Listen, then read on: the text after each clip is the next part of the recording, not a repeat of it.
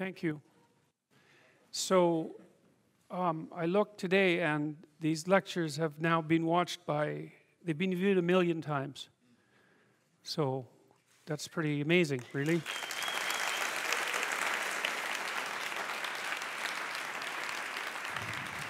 Or they've been glanced at 1 million times. That might, that's also possible.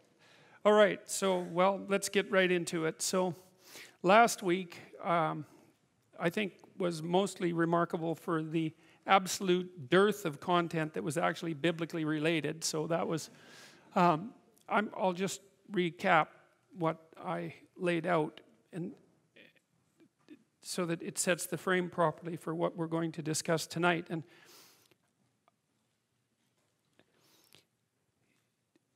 I presented you with an elaborated description of this diagram, essentially, which I spent quite a lot of time formulating, probably about 25 years ago, I guess, which kind of accounts for its graphic primitiveness, I suppose. I was really pushing the limits of my 486 computer to produce that, I can tell you. So, and it's a description, a representation of the archetypal circumstances of life. And the archetypal circumstances are the circumstances that are true under all conditions for all time. And so you can think about them as descriptively characteristic of the nature of human experience. That's not exactly the same as the nature of reality, but because you can divide reality into its subjective and objective elements, and there's utility in doing that, but these sorts of representations don't play that game. They consider human experience as constitutive of reality. And that's how we experience it, and so we'll just go with that. The idea basically is that we always exist inside a damaged structure. And that structure is partly biological, and it's partly sociocultural. It's partly what's been handed to us by our ancestors, both practically in terms of infrastructure, but also psychologically in terms of the active, learned content of our psyches. And so that would include, for example, our ability to utilize language and the words that we use and the phrases that we use and the mutual understanding that we develop as a consequence of interacting with each other. Archetypally speaking, that structure is always dead and corrupt. And the reason it's dead is because it was made by people who are dead. And the reason it's corrupt is because things fall apart of their own accord. And the fact that people don't aim properly, let's say, speeds along that process of degeneration. And so what that means, and I think this is something worth knowing. Maybe I'll try standing back here and see if that problem goes away. What that means is that young people always have a reason to be upset and cynical about the current state of affairs. And it's that way forever. And so it's useful, I think, to consider such considerations or such conceptualizations as the patriarchy in that light, because it's an archetypal truth that the social structure is corrupt and incomplete. And what that means is that it's something that you have to contend with every moment in some sense of your life. It's a permanent fact of existence. And to be upset that the structures, the social structures, or even the biological structures within which we live are incomplete and imperfect, and to take that personally, that's the worst part of it. To take that personally is a misreading of the existential condition of humankind, because it's always the case that what you have been given and what you live in is degenerate and corrupt and in need of repair. And it's easier just to accept that, because there's also a positive element, and the positive element is, well, you've been granted something rather than nothing, and maybe you haven't been granted pure hell, because especially in a culture like ours where many things actually function quite well, So there's room for gratitude there. Even if it's a broken machine, it's not one that's completely devastated, and it's not absolutely hell-bent at every second on your misery and destruction. And it easily could be, because many societies are like that. And so the fact that we happen to live in one that isn't corrupt beyond imagining is something to be eternally grateful for. Well, so we live inside a damaged structure, and we also bear responsibility for that damage, because we don't do everything we can to constantly repair it. And you might say, well, that's actually one of the fundamental, people say, well, what's the meaning of life? What they really mean is, what's the positive meaning of life? Because as we've already discussed, the negative meanings of life are more or less self-evident. Well, the positive meaning of life is to be found in noting the state of lack of repair of the walled city that you inhabit, and then sallying forth to do something about that, to repair the breaches and to fix up the walls and to make the structure that you inhabit as secure and as productive as it possibly can be. And there's no shortage of opportunities to do that. You can do that in your own mind. You can do that in your own room. You can do that in your own household, in your local community. And maybe if you get good at doing it at all those levels, then you can start to look beyond that. And so there's challenges.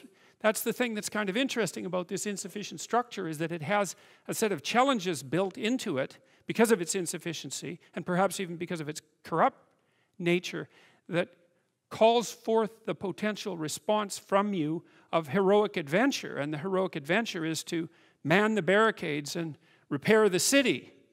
And you can always do that. It doesn't matter what your personal circumstances are. There's always something that isn't right near you, isn't correct, isn't laid out properly, that you could just fix if you wanted to. And one of the things that we're going to talk about tonight is the idea that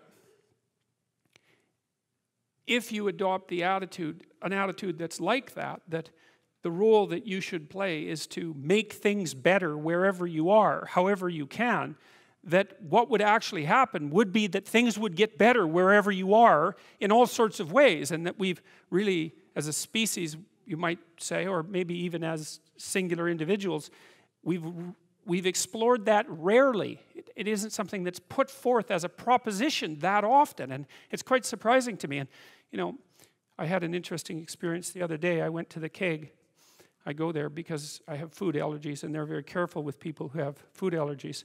And the waiter took me to the table, and he said that he had been watching my lectures, and that's a very common experience. And he was happy about that, and he said that he'd had 2 promotions at the keg in the last 4 months because he'd been watching my lectures. And I really found that an affecting experience, because, you might say, well, he's working as a waiter at the keg, and there's nothing particularly heroic about that. And I disagree with that, actually, because I don't care where you're located, you can do a hell of a job, and I mean that literally.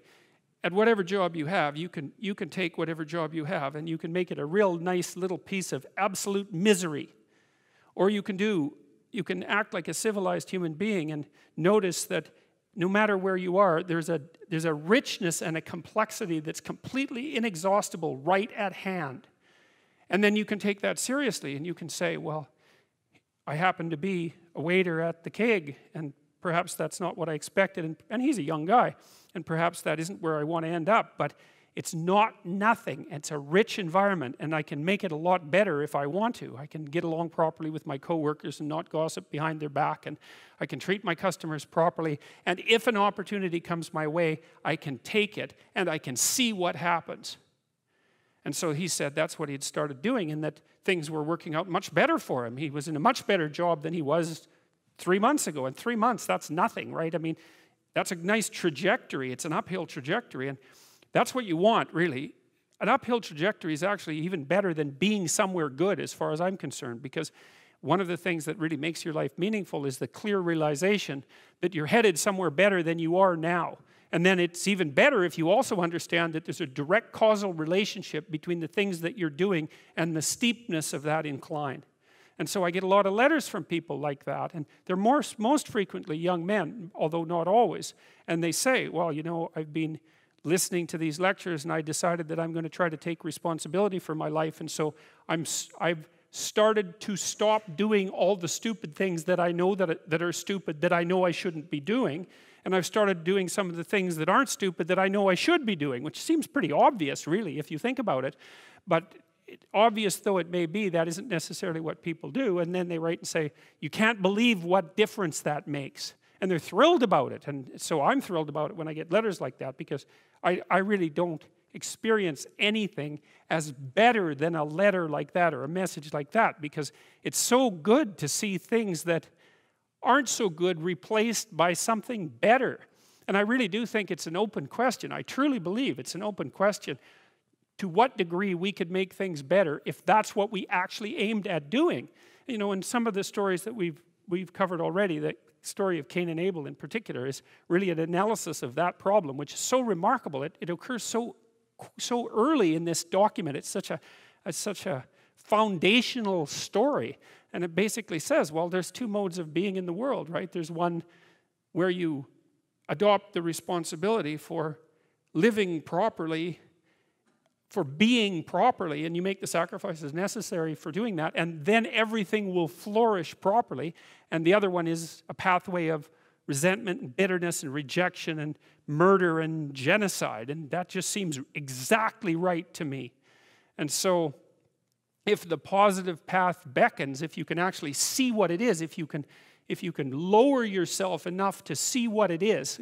Carl Jung said once that modern people didn't see God because they didn't look low enough. It's a phrase I really, really like, because people denigrate the opportunities that are right in front of them.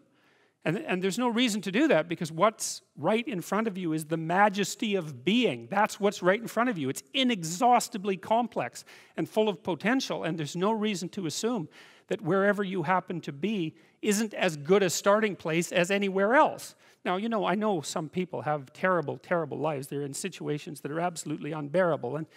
But I also do know that even situations like that can be made a hell of a lot worse by the worst kind of attitude, that's for sure. So anyway, so that's where you are. You're in a damaged structure. You're a damaged structure. You're in a damaged structure. But, you know, at least it's got some walls. You know, you're not being fed to the lions on a regular basis, so that's a good thing. And you can emerge forward, you know, heroically, magically, to confront the chaos that constantly threatens the structure within which you live. And you can free something as a consequence of that. You can learn something. You can strengthen yourself. That's the other thing, because what you're actually made of, in many ways, that what informs you, what you're made of, is what you encounter when you voluntarily encounter the unknown. And so the more you voluntarily encounter the unknown, the more you get made of. And the more you get made of, the more there is to you. And then the more you're good at encountering the unknown and restructuring order and calling forth proper order out of the potential of being. And God, you got to think, why wouldn't you do that since you can do that? And it's an endless mystery. You know, I think part of it is that people, well, it's also encapsulated to some degree in the story of Adam and Eve, because what happens to Adam is when he becomes self-conscious, right? He becomes ashamed of himself and regards himself as a lowly sort of creature. And there's endless reasons why people would do that, because, of course, we're rife with imperfection. And so he hides from God. And I think that's actually the answer to the conundrum, which is that people don't aspire to the highest good because they're deeply ashamed of themselves and their weaknesses and their insufficiencies. And so that's not the only reason. I mean, there's the desire to avoid responsibility, and there's all the negative motivations as well, like resentment and hatred and the desire to make things worse. I don't want to, you know, give us too much of a break, but it's something like that. But it's okay to not be in a very good place if what you're trying to do with that not very good place is make it better. And one of the things I really have learned as a clinical psychologist is that you just cannot believe how powerful incremental progress is. You can do the calculations like, it's like compound interest, you know. If you make your life 0.1% better a week, man, in 2 or 3 years, you're in such a better place than you were that it isn't even like the same domain. And if you keep that up for 10 years or 20 years, you know, especially if you're young and you start early, you start to straighten yourself out and fix the things that you can fix. You can transform your lives in ways that are completely unimaginable. And God only knows what the upper limit of that is in terms of human possibility, because we are amazing creatures, you know, when we really get our act together and stop running at 10% of our capacity, so that's what you do. You've got, you know, the fact that things aren't exactly the way they should be at least gives you something to do, you know, and and maybe something great to do, because there's no shortage of suffering and trouble that besets the world that you could conceivably ameliorate in some way. And the utility and meaning, the utility of that and the intrinsic meaning of that is self-evident. So it also makes me curious about nihilism, for example, and despair, because, I mean, I understand those emotions. I understand them deeply, and the intellectual mindset that goes along with it, but they just seem beside the point to me in some sense, because there are so many things that need doing that all you really have to do is open your eyes and look at them and then decide that you're actually going to do something about them. And you might think, well, what's within my scope of influence is so trivial that it's not worth doing. It's like, it won't stay trivial for long if you do it. Not at all, and I don't think it's trivial to begin with. I really don't believe that anything done right is trivial. And my experience in my life has been that anything I actually did paid off. It didn't pay off necessarily in the way that I expected it to pay off. That's a whole different story. But if it was genuine commitment to do something, even if it went sideways and the outcome was really something other than what I expected, the net consequence over time was nothing but good.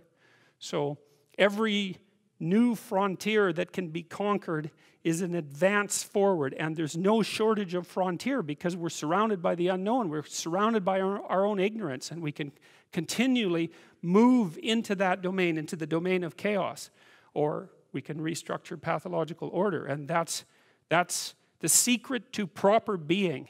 And so then you encounter chaos that way, you know, and then you can regard yourself as the sort of entity that, despite its insufficiency, has the capability to conquer chaos, despite the danger of that. That's the other thing, because the fact that you're fragile is actually a precondition for your heroism, because if you weren't fragile, then there'd be nothing heroic about doing something difficult, right? Because if you couldn't be hurt or damaged or defeated or end up in failure, then where's the moral courage in the endeavor? It has to be that the fragility is built into the courage. And so it's not a reason not to engage in it at all. In fact, quite the contrary. And so then, you know, what do? Well, you put the city back together, and maybe the way you want it, so that it's functional and efficient and beautiful, and so that people can flourish there and flourish in a manner that makes them what would you say?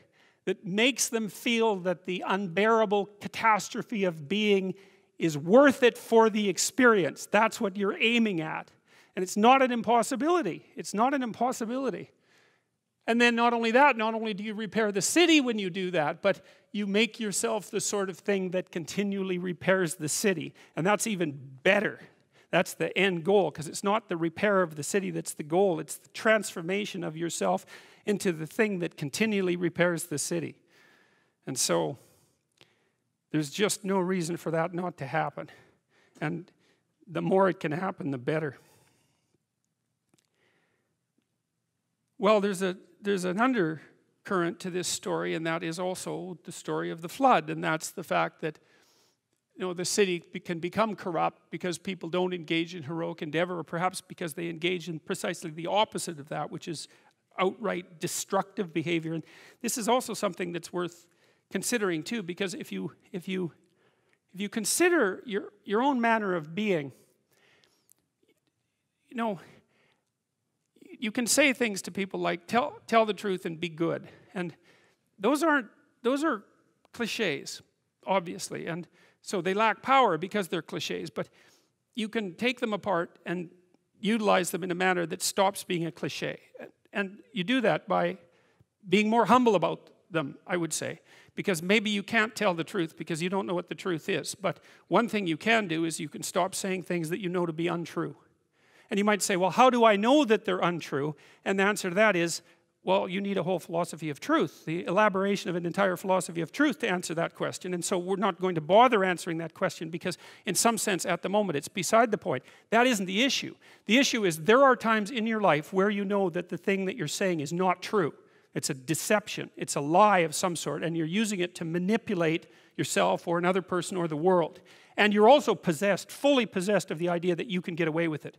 And there's a satanic arrogance about that. In fact, that is the archetypal arrogance that's portrayed in the mythological character of Satan, because Satan is precisely the archetype of the element of the mind that believes that it can twist and bend the structure of reality without paying the price for that. And you can't imagine anything that's more arrogant than that, because really, do you really think that you can twist the structure of a reality and that that's going to work out for you without it snapping back? It's so obvious that that can't work, that everyone knows it. But anyways, back to the initial point, is that you know by the rules of the game that you yourself are playing, that some of the times you're violating the rules of the game that you're playing. And the first issue with regards to, say, stating the truth or behaving in a responsible manner would be merely stop cheating at whatever game it is that you've chosen to play. That's a good start, and that'll straighten out your life. It'll start to straighten out your life. And so,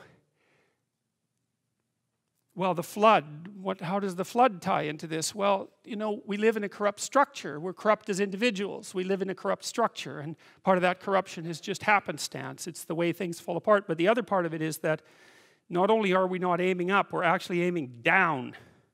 And the flood story is a warning, and it's a very clear warning. And the warning is, if you aim down enough, and then if enough of you aim down at the same time, everything will degenerate into something that's indistinguishable from the chaos from which things emerged at the beginning of time. It's something like that, because the cosmos that's presented in mythological representations is chaos versus order, right? The order is on top, you might say, and the chaos is always underneath. And the chaos can break through, or the order can crumble, and you can fall into the chaos, and that chaos is intermingled potential. And the way that you destroy the order and let the chaos rise back up, which is exactly how it's portrayed in the flood story, is by inhabiting the corpse of your father. That's one mythological motif. And feeding on the remains, and with no gratitude and no attempt to replenish what it is that you're taking from. And the warning in the flood story is, don't do that for very long, because things will happen that are so awful you cannot possibly imagine it. And that'll happen to you personally, and it'll happen to your family, and it'll happen to your community, and it's happened to people over and over throughout history. And it's quite interesting, you know, it's very soon after the story of Cain and Abel when you see evil enter the world in the story of Adam and Eve, along with self-consciousness. And evil there is the ability, that's the knowledge of good and evil, that's the ability to hurt other people self-consciously, to know what you're doing. And then, of course, instantly, Cain takes that to the absolute extreme, and he uses that capacity to destroy really what he loves best. He gets as close as a human being can to destroying the divine ideal, because, of course, his brother is Abel, and Abel is favored by God, and Cain destroys him, which Cain tells God at the end of that episode that his punishment is more than he can bear. And I think the reason for that is, where are you once you destroy your own ideal? What's left for you? There's nowhere to go. There's no up. And when there's no up, there's a lot of down. And, you know, there's an idea that was put forth very nicely in Milton's Paradise Lost, when he was describing, from a psychological perspective, essentially what hell is. And hell is, you're in hell to the degree that you're distant from the good. That might be a good way of thinking about it. And if you destroy your own ideal, which you do with jealousy and resentment and the desire to pull down people who you would like to be, let's say, then you end up in a situation that's indistinguishable from hell. And the way the biblical story unfolds is, well, it's Cain, and then it's the flood. And so Cain adopts this mode of being that's antithetical to being itself, at least to positive being itself. He does it voluntarily. He does it knowing full well what he's doing. And the net consequence of this, that as it ripples through the entire social structure, is that God stands back and says, this whole thing has got so bad, the only thing we can do is wipe it to the ground. And that is no joke. That's exactly how things work. And one of the things that's extraordinarily terrifying about that sequence of stories, and I believe this to be true, I think I realized this independently of any of the analysis that I was doing of mythological stories, because I looked at what happened in places like the Soviet Union and Maoist China and in Nazi Germany, and the most penetrating observers of those societies, the people who were most interested in how it was that those absolute catastrophes came about, all said the same thing. It was rooted in the degeneration of the individuals who made up the society. You know, you hear, well, people were following orders. It's like, no, that explanation doesn't hold water. Or that you'd be punished if you resisted. Well, there was some truth in that, but nowhere near as much as people might think, especially at the beginnings of the process. More it was that people decided, each and every one of them, to turn a blind eye to the catastrophes and to participate in the lies. And that warped the entire societies, and they went as, you know, they veered their way downward to something as closely approximating hell as you could hope to manage, especially in places like Nazi Germany and, well, in all three of those places, in Maoist China and in the Soviet Union. And so the thing that's so frightening about, one of the things that's so frightening about the stories in Genesis is they say something very clear, which is that your moral degeneration contributes in no small way to the degeneration of the entire cosmos. And you say, well, I would like my life to be meaningful. People say that. Really, would you? Really? You really would like your life to be meaningful? You think maybe people would trade a little nihilism to not have to face that particular realization, and I think people do that all the time. It's a terrible weight to realize, but we are networked together. That's the price of, or let's say, that's the vulnerability that's associated with our intense capacity to communicate. And it is certainly possible that the ripples of our individual actions have consequences that are far beyond the limits of our immediate consciousness. And I also think people know that too. They know that in the way that people know things when they don't want to know them, which means they know them embodied, they can feel them, they can sense them, they have an emotional response to them, but there's no damn way they're going to let them become articulate because they don't want to know. And when you're feeling guilty and ashamed about the things you've done or not done, and I know that can get out of hand as well, it's often because there is a crooked little part of you that's aiming at the worst possible outcome. You know, one of the things Jung said about the shadow, you know, that Jung's famous idea that everyone has a dark side and that dark side needs to be incorporated and made conscious. Jung said that the shadow of the human being reaches all the way to hell. And he actually, that's the thing that's so interesting about reading Carl Jung, is he actually means what he says. It's not a metaphor. It's like the part of you that's twisted against being is aligned with the part of the cosmos, let's say, the conscious cosmos, that's aiming at making everything as terrible as it can possibly be. And, you know, it's a terrible shock to realize that. It's partly why people don't realize it. It's something that people keep at an arm's length. It's the same as recognizing yourself as a Nazi concentration camp guard, which is a very useful exercise because there's absolutely no reason why you couldn't have been or still could be one. So, and if you think otherwise, then all the more reason for assuming that you would be unable to resist the temptation if it was in fact offered to you. And if you don't think it's a temptation, then there's so much that you don't know about human beings that you're not even in the game. Because if it wasn't a temptation, then people bloody well wouldn't have done it. And plenty of people did it, and it's no wonder. So things get serious in Genesis very, very rapidly. And the depth of the seriousness is ultimate, archetypal. It gets as serious as it can get. The story of Noah and the flood opens in a fragmentary manner, and I believe that these passages are part of a longer story that we only have bits and pieces of, and also one that's fragmented in its parts of more than one story. And it starts like this. It came to pass when men began to multiply on the face of the earth, and daughters were born unto them, that the sons of God saw the daughters of men, that they were fair, and they took them wives of all which they chose. Now, there's an idea there. There's two ways of looking at the past. And you can kind of see that in the political landscape that we inhabit. Now, on the more conservative end of the spectrum, people regard the past as the land of giants, right? They were the heroes of the past who established the current conditions that we exist in. And then the people on the left are more concerned perhaps with the, what would you call it, with the lineage of corruption that's come down through the centuries. And both of those perspectives are accurate. You can say, well, there were the great heroes of the past who established our modes of being. You can think of them as composite beings if you want. That's fine. It's a perfectly reasonable way of thinking about it. And you can also think of the accumulation of corruption and evil that's come along the centuries as well. And so you see both of those reflected in these initial few lines. That the sons of gods, so those are the heroes, saw the daughters of men, that they were fair, and they took them wives of all of which they chose. Then this statement comes in as somewhat of a non sequitur. And the Lord said, my spirit shall not always strive with man, for that he is also flesh, yet his days shall be 120 years.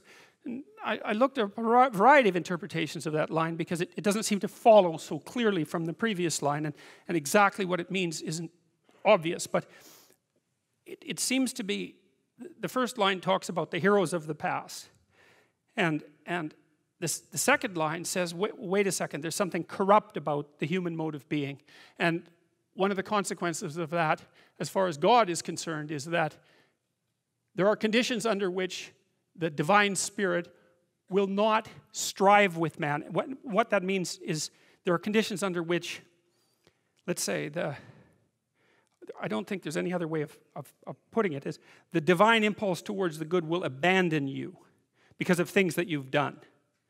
And then the secondary consideration here is that perhaps because of the degeneration of people, it's not so obvious here that our lifespans are limited, that the spirit that inhabits us will only do so for a limited amount of time. And that's tangled in a strange way in with the idea of human moral culpability. And that's posed against the notion of the giants of the past. And then it returns to the giant idea, the narrative returns to the giant idea and reads, there were giants in the earth in those days, and also after that, when the sons of men came in unto the daughters of men, and they bare children to them, and the same became mighty men which are of old, men of renown. And that's the end of that sequence of fragments. It's very broken, but you can see a dual narrative underneath it. And one of the narratives is that there's the kind of corruption, despite the nature of the giants of the past, there's the kind of corruption lurking that would cause God to withhold his grace and allow men to deteriorate. And that sets the stage for Noah and the flood. And God saw that the wickedness of man was great in the earth, and that every imagination of the thoughts of his heart was only evil continually. You know, one of the things I really didn't like about going to church when I was a kid, I went to a pretty moderate church. It was the United Church, which has hardly even become a church now. It's so moderate, so to speak. One of the things I didn't like was the constant harping by the ministry on the sinful nature of human beings. Like, it didn't speak to me properly, partly because I really didn't understand what it meant, and partly because it seemed, well, sort of, what would you say? It was self-flagellating in an unattractive way. I don't know if there is an attractive way to be self-flagellating, but and there was something about it that was also rote and fake that I didn't like. But, you know, in later years I thought about that more, and I started to understand that there was some real utility in asking people to keep the evil that they're doing clear and conscious in the forefront of their imagination. I think I mentioned to you guys last week this little episode from what we know of Mesopotamian culture surrounding the emperor. The New Year's festival, they would take the emperor outside of the walled city and strip him of his garb so that he was reduced to just an ordinary man, and then humiliate him ritually, and then ask him how it was over the last year that he wasn't a spectacular embodiment of Marduk, and Marduk was the Mesopotamian deity who made order out of chaos, essentially. And the emperor was supposed to sit and think, okay, well, you know, I'm emperor and everything, I should be doing a good job, maybe I should even be doing a great job, and probably I'm coming up short in a bunch of ways, and that actually happens to be important since I'm running the entire show. I should be very, very cognizant of how I'm failing to live up to the ideal. And that is what that call, that constant clarion call that's degenerated, I would say, in institutional Christianity, that was actually the idea, was, look, there's a bunch of ways that you're not being everything you could be. And it is not supposed to be a whip to knock you down, although maybe it's a whip to knock down your pride, the pride that stops you from being aware of your insufficiencies. It's more like a call to the opposite. It's like, well, you should stop doing those things because you could be so much more than you are, and that would be so much better for you and everyone else that it's just not good that you continue doing these things, continue breaking your own rules, let's say. Because we could certainly, as I said, we could start this game by assuming that you should at least play the game that you're playing straight. And so, and it is the case that if you watch yourself, it's a terrifying thing to do, but if you watch yourself, you'll see you lie a lot. Like when I learned this to begin with, I was in my 20s, and I'm a smart person, and I was very proud of that, because I was also a small person. I was moved ahead 1 year in school, and I was a small person to begin with, and so I was a very small person in my classes, and also very mouthy, which might not come as much of a surprise, and somewhat provocative, and so, you know, and I got pushed around a fair bit, because everybody gets pushed around, and my weapon was to be mouthy, and it was a fairly effective weapon, although it tended to backfire, because, you know, if you're really effectively mouthy with large, obnoxious people, then they tend to respond in a relatively negative physical way. And so that sort of thing was happening to me a fair bit. But I was quite proud of the fact that I had some intellectual power. And that it was then in my 20s when I learned about some of the danger of that, because I started to read partly Milton's Paradise Lost, and I started to understand the danger of the intellect. And the danger of the intellect, as far as I can tell, is that it tends towards pride and arrogance. And it also tends to fall in love with its own productions. And so that's actually Lucifer. In Paradise Lost, that's Lucifer. Lucifer is the intellect that falls in love with its own productions and then assumes that there's nothing outside of what it thinks. That's the totalitarian mentality, right? It's like we have a total system and we know how everything works, and we're going to implement it, and that'll bring about heaven on earth, right? That's the totalitarian mindset, and that's associated with intellectual arrogance. And at the same time, another thing was happening to me. So I was noticing that. I started to understand what that meant. And I also started to understand that there was more to life than the intellect, much more. Because I smoked too much, and I drank too much, and I weighed like 130 pounds. I wasn't in good physical shape. And like I had a lot of things to do when I went to graduate school to put myself together. And at the same time, I was trying to understand why things had gone so crazily wrong with the world, its encapsulation in the Cold War, and what role I might be playing in that, if any, or what role any of us were playing in that. At the same time, I was working at a prison, only a little bit. I worked with this crazy psychologist. He used to put jokes on his multiple choice tests. He was a really eccentric guy, but I really liked his courses. He taught a course on creativity, and he was also a prison psychologist, and he was an eccentric guy, and he, for some reason, liked me, and maybe because I was eccentric too, and he invited me to go out to the Edmonton maximum security prison with him a couple of times, which I did, and that was a very interesting experience, because I was trying to figure out what role each individual's behavior bore to the pathology of the group. It was something like that. And I went out there, and I met a little guy, smaller than me. I was a little bigger by then. And he was a pretty innocuous guy. And what had happened was I was out in this gymnasium.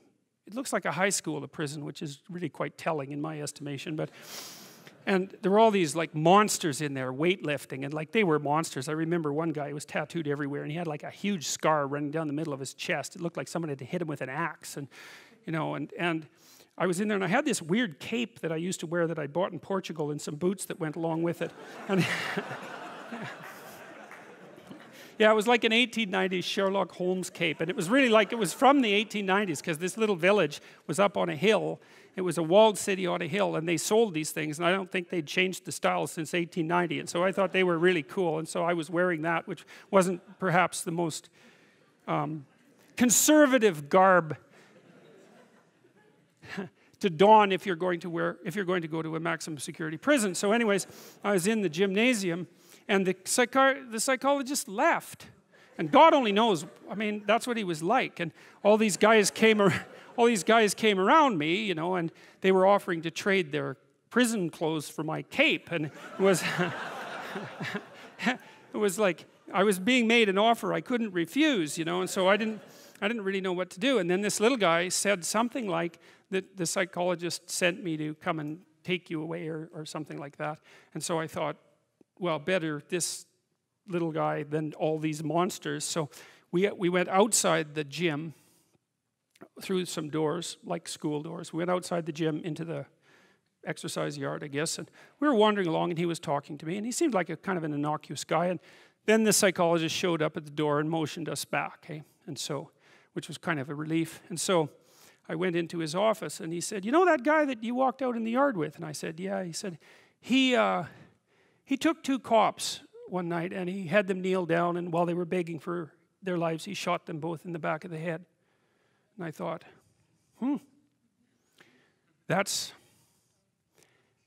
see, the thing that was so interesting was that he was so innocuous, right? Because what you'd hope is that someone like that would be very much unlike you, let's say, and certainly wouldn't be like someone innocuous that you'd met. What you'd want is that the guy would be like, you know, half werewolf and half vampire, so you could just tell right away that he was a cold-blooded killer. But no, he was this sort of ineffectual little guy who was certainly not ineffectual if you gave him a revolver and the upper hand. And so that made me think a lot about the relationship between being innocuous and being dangerous. And then another thing happened. I met another guy out there, and then a week or 2 later I heard that he and a friend of his had held another guy down and pulverized his left leg with a lead pipe, like just pulverized it. And the reason for that was that they thought that he was a snitch, and maybe he was. And that time I did something different. Instead of being shocked and horrified by that, although I certainly was, I thought, how in the world could you do that? Because I didn't think I could do that, eh? I thought that there was a qualitative distinction between me and those people. And so I spent about 2 weeks trying to see if I could figure out under what conditions I could do that. Like what kind of psychological transformation I would have to undergo to be able to do that. And so that was a meditative exercise, let's say. And it only took about 10 days for me to realize that not only could I do that, that it would be a hell of a lot easier than I thought it would be. And that's sort of where that wall between me and what Jung described as the shadow started to fall apart. And that also was very useful because I started to treat myself as a somewhat different entity because I hadn't been aware up to that point, you know, because I thought I was a good guy. And there's no reason for me to think that, because you're not a good guy unless you've really made a bloody effort to be a good guy. You're just not. It's not easy. And so you're probably a moderately bad guy. And that's a long ways from being an absolutely horrible guy, but it's also a long ways from being a good guy. And so, but I had a little more respect for myself after that, because I also understood that there was a monstrous element to the human psyche that you needed to respect. And that was part of you, that you should regard yourself in some sense as a loaded weapon. It's very useful around children to regard yourself as a loaded weapon, because around children you are a loaded weapon. And the terrible experiences that many children have with their parents are testament to that. Anyways, about the same time, and I don't exactly know how these things were causally related. I guess it was because I was trying to figure out who I was and how that could be fixed, something like that. I started to pay very careful attention to what I was saying. I don't know if that happened voluntarily or involuntarily, but I could feel a sort of split developing in my psyche. And the split, and I've actually had students tell me the same thing that has happened to them after they've listened to some of the material that I've been describing to all of you. But I split into two, let's say.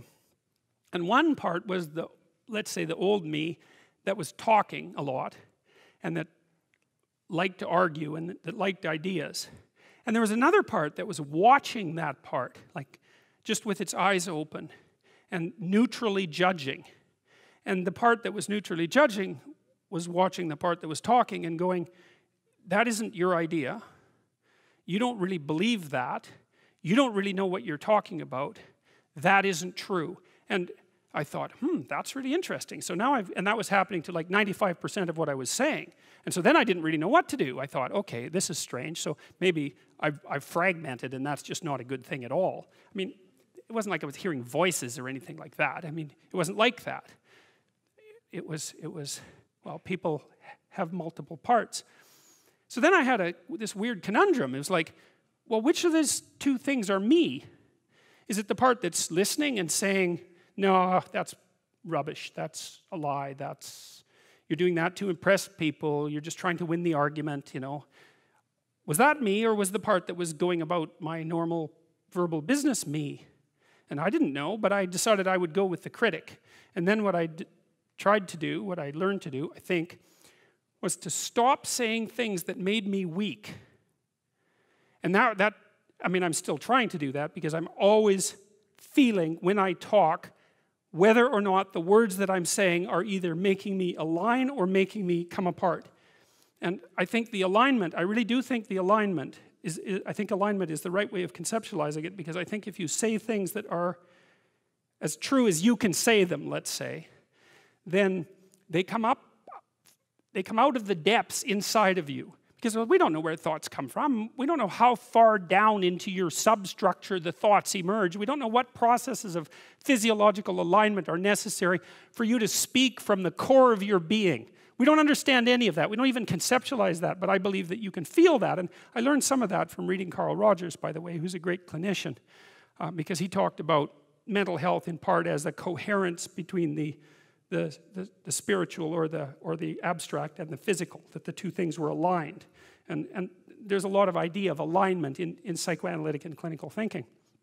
But anyways, I decided that I would start practicing not saying things that would make me weak. And what happened was that I had to stop saying almost everything that I was saying. I would say 95% of it. It's a hell of a shock to wake up and I mean, this was over a few months, but it's a hell of a shock to wake up and realize that you're mostly dead wood. It's a shock.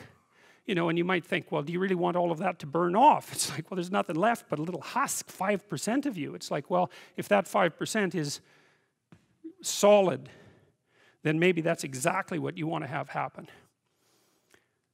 Well, so I told you that story as an elaboration of this line. And God saw that the wickedness of man was great in the earth, and that every imagination of the thoughts of his heart was only evil continually.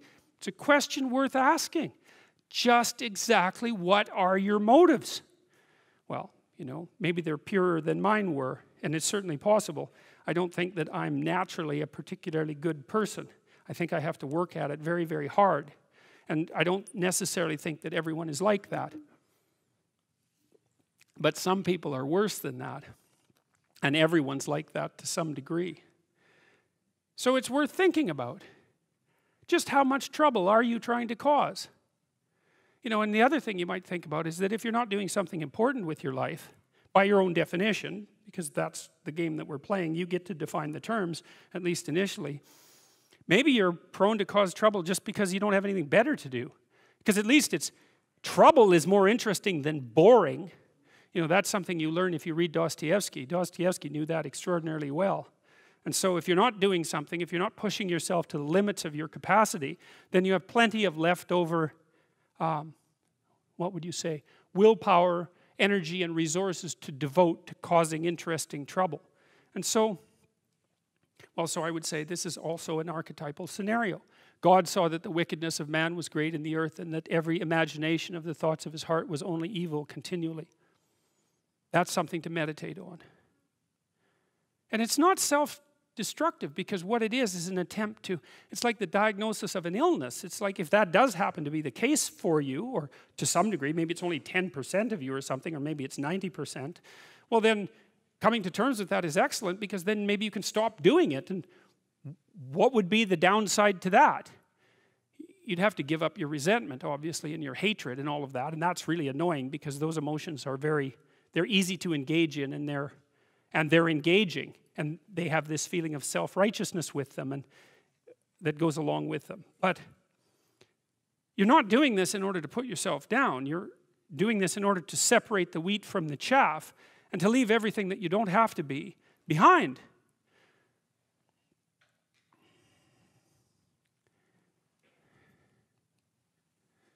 And it repented the Lord that he had made man on the earth, and it grieved him at his heart. And the Lord said, I will destroy man, whom I have created from the face of the earth, both man and beast, and the creeping thing, and the fowls of the air, for it repenteth me that I have made them. What's the idea? Well, the idea is that the cosmos that God created had become corrupt. And that's a funny thing, because, you know, this is the other thing about Genesis that always hits me, is that that's also true. I told you that the Mesopotamians believed that human beings were made out of the blood of Kingu, who was the worst monster that the dragon of chaos could imagine. That's a pretty harsh diagnosis. But the reason the Mesopotamians believed that is because they knew, as did the authors of Genesis, that human beings are the only creatures in the cosmos, let's say, the cosmos of being, who are actually capable of deceit, conscious deceit and malevolence.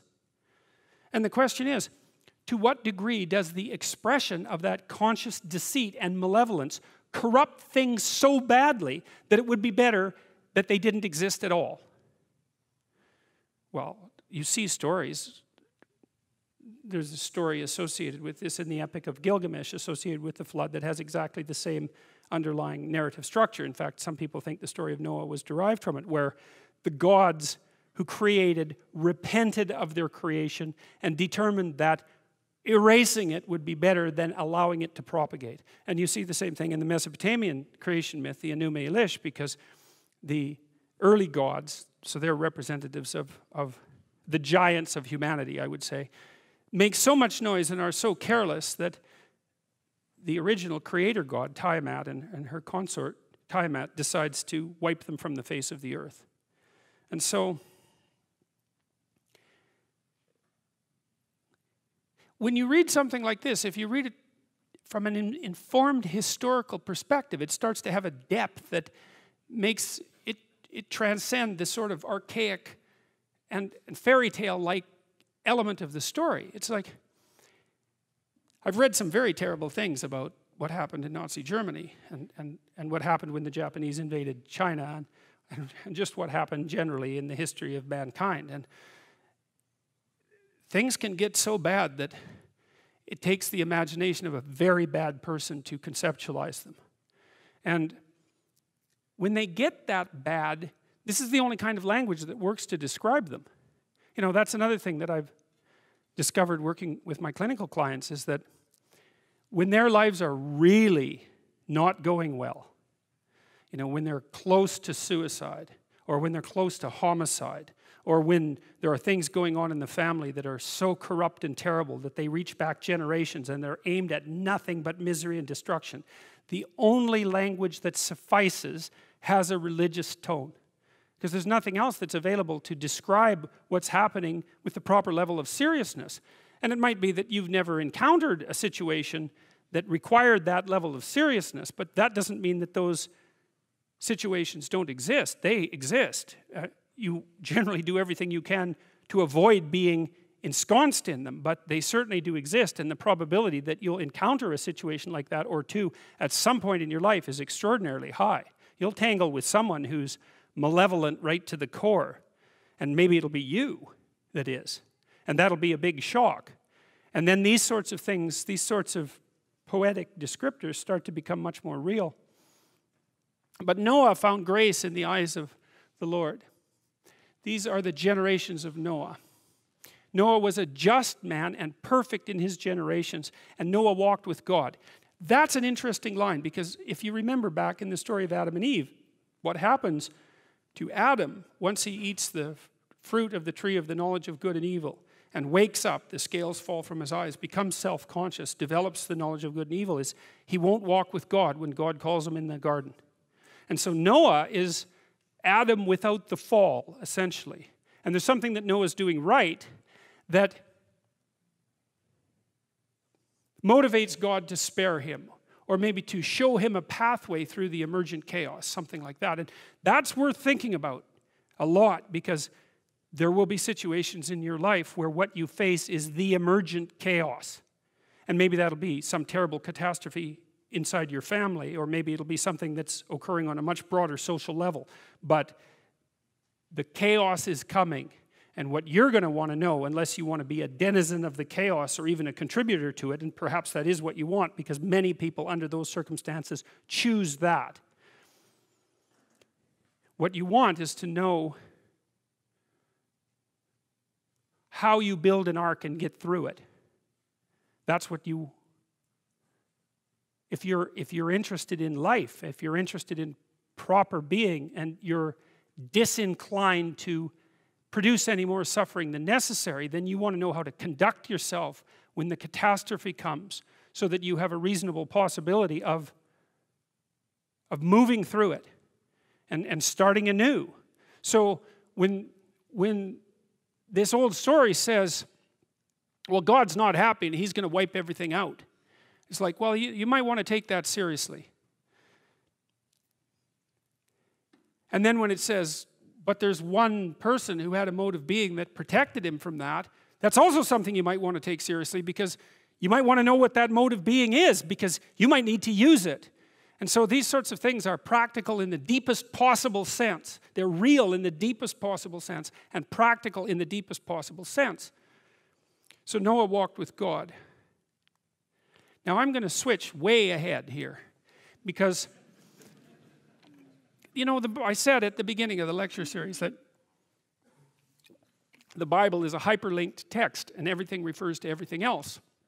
And so there's utility in reading it in linear order, but it's not a linear document. It's a document that you can move through in an infinite number of, there's an infinite number of pathways that you can use to walk through it. And all of the document expands upon and refers to all of the rest of the document. And so I'm going to switch to the Sermon on the Mount, which I think is probably the key document in the New Testament. And I'm going to switch to it because I think it's the closest thing we have to a fully articulated description of what it would mean to walk with God so that you're in the ark when the flood comes.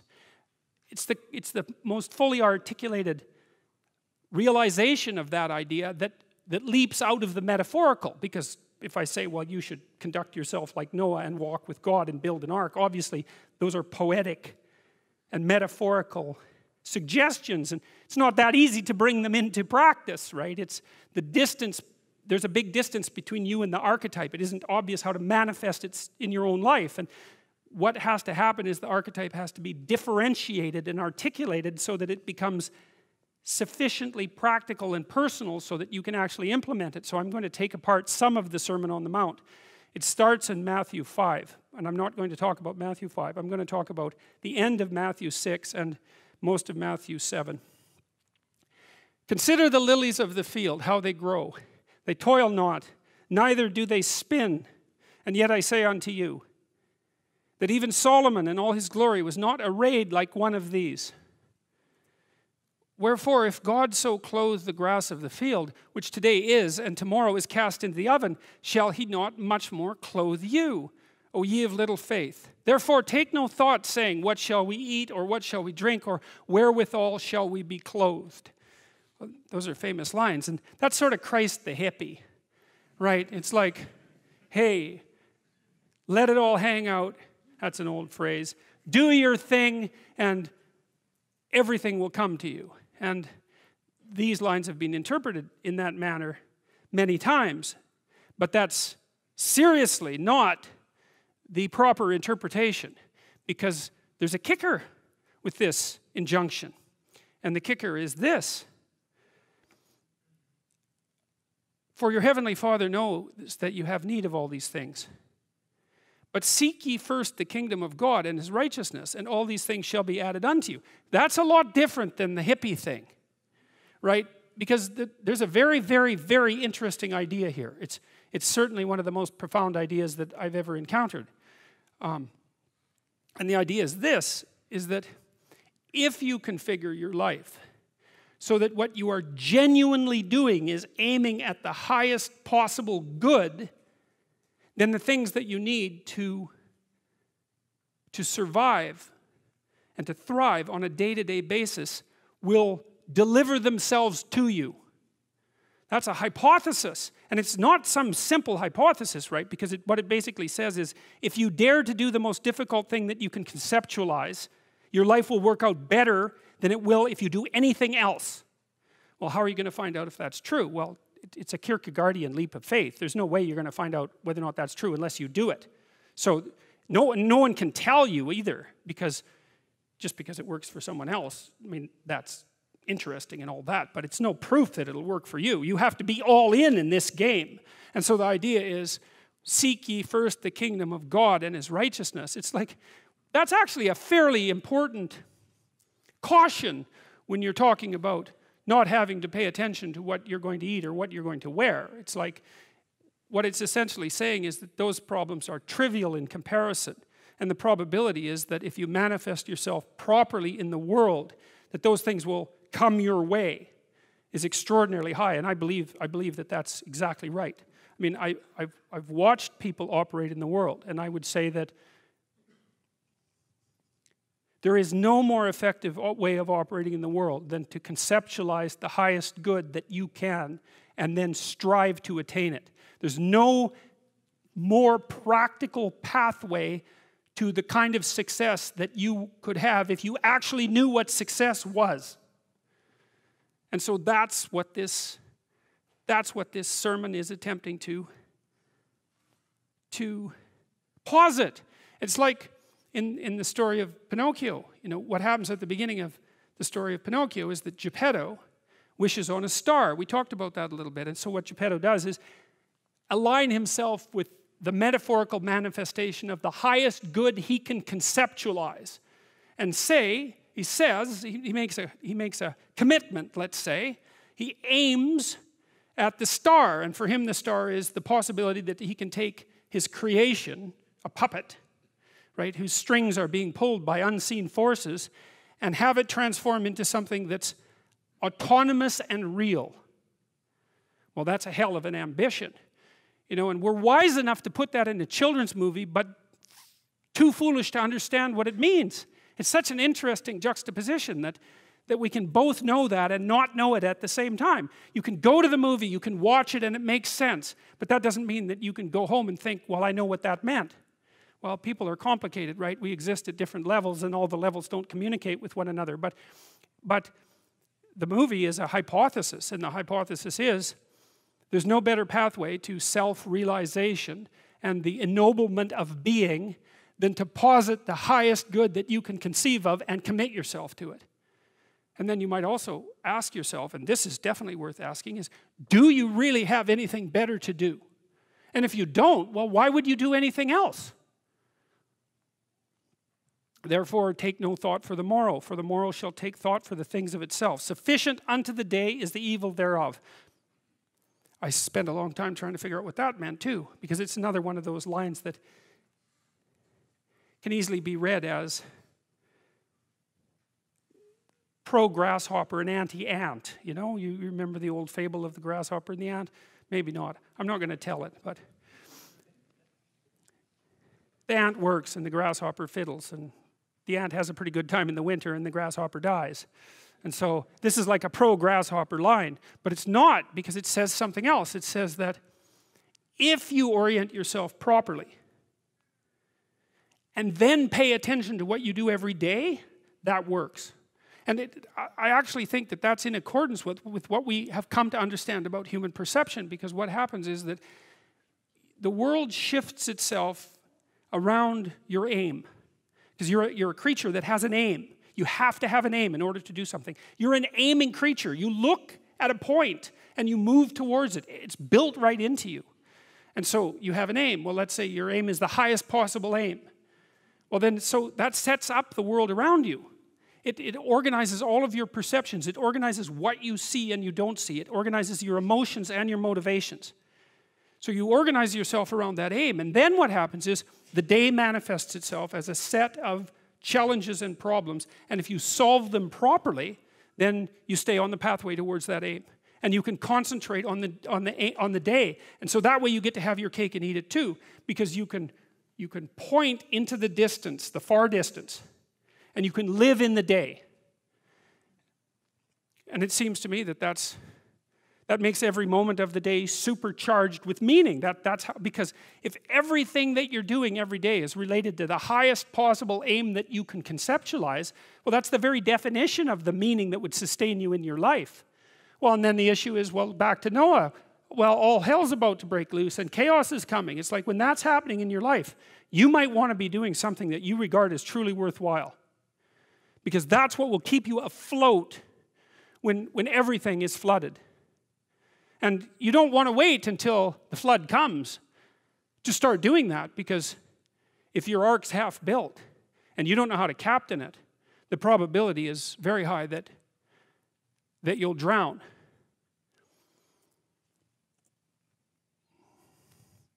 Take therefore no thought for the morrow, but for the morrow shall take thought for the things of itself. Sufficient unto the day is the evil thereof. That's not a particularly optimistic formulation. Judge not, that ye be not judged. For with what judgment you judge, you shall be judged, and with what measure you meet, it shall be measured to you again. It's a sensible description. I wouldn't call it a piece of advice, because I don't think that any of this is advice. It's a description of the structure of reality. That's not the same as advice.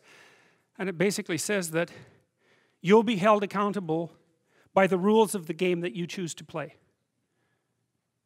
And that, I also think, is perfectly in keeping with what we understand about human psychology. Because you have to play a game that other people will allow you to play, and that will cooperate with you while you're playing, and that will compete with you while you're playing it. But you have a fair bit of flexibility in setting up the parameters of the game, but you don't have any choice about whether or not you're going to be in a game. You're in a game. And you're going to be held accountable by the rules of the game, because that's how the game works. And so you might want to pick a game by whose rules you would be willing to be held accountable. And why beholdest thou the mote that is in thy brother's eye, but considerest not the beam that is in thine own eye? Or how will you say to thy brother, let me pull out the mote out of thine eye, and behold, a beam is in thine own eye?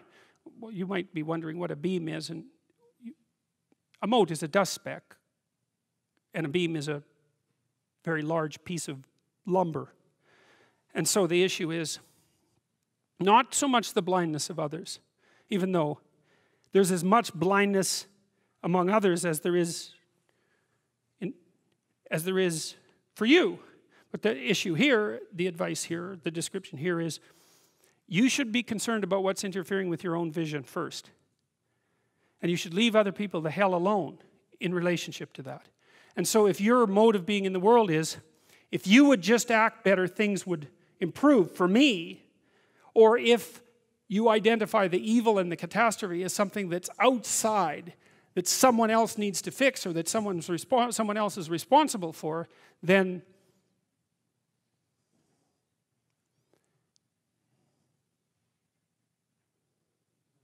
you're not going to fix that.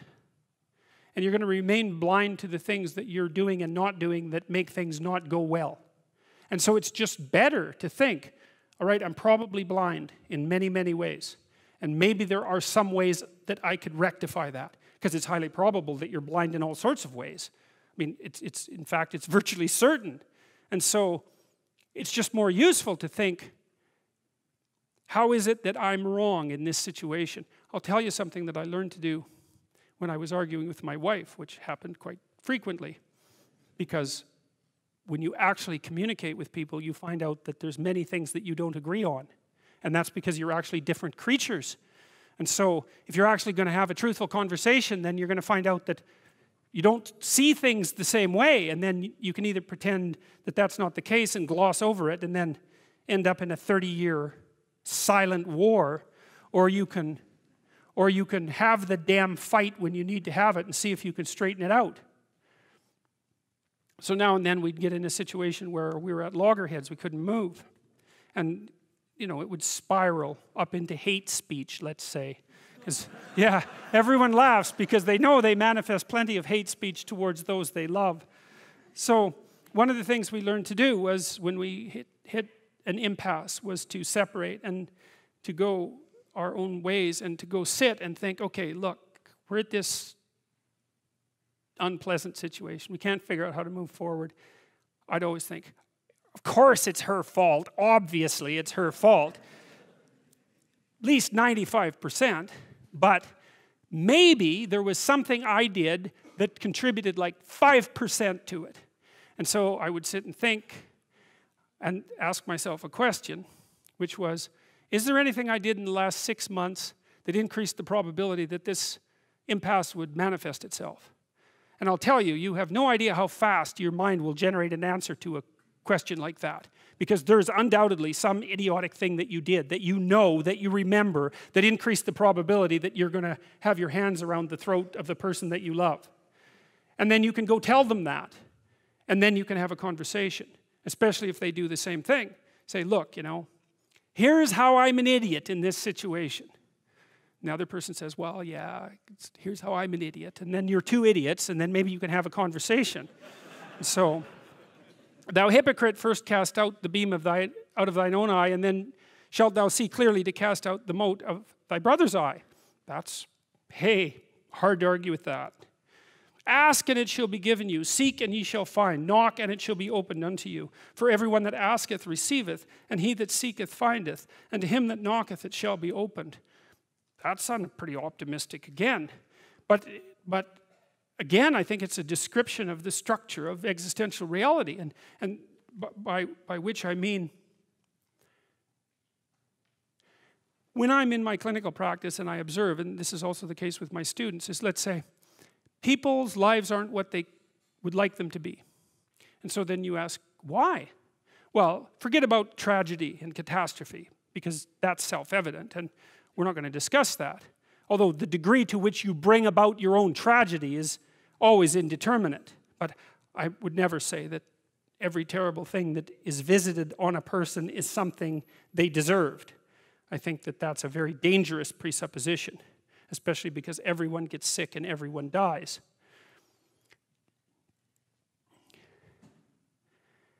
But one of the main reasons that people don't get what they want is because they don't actually figure out what it is.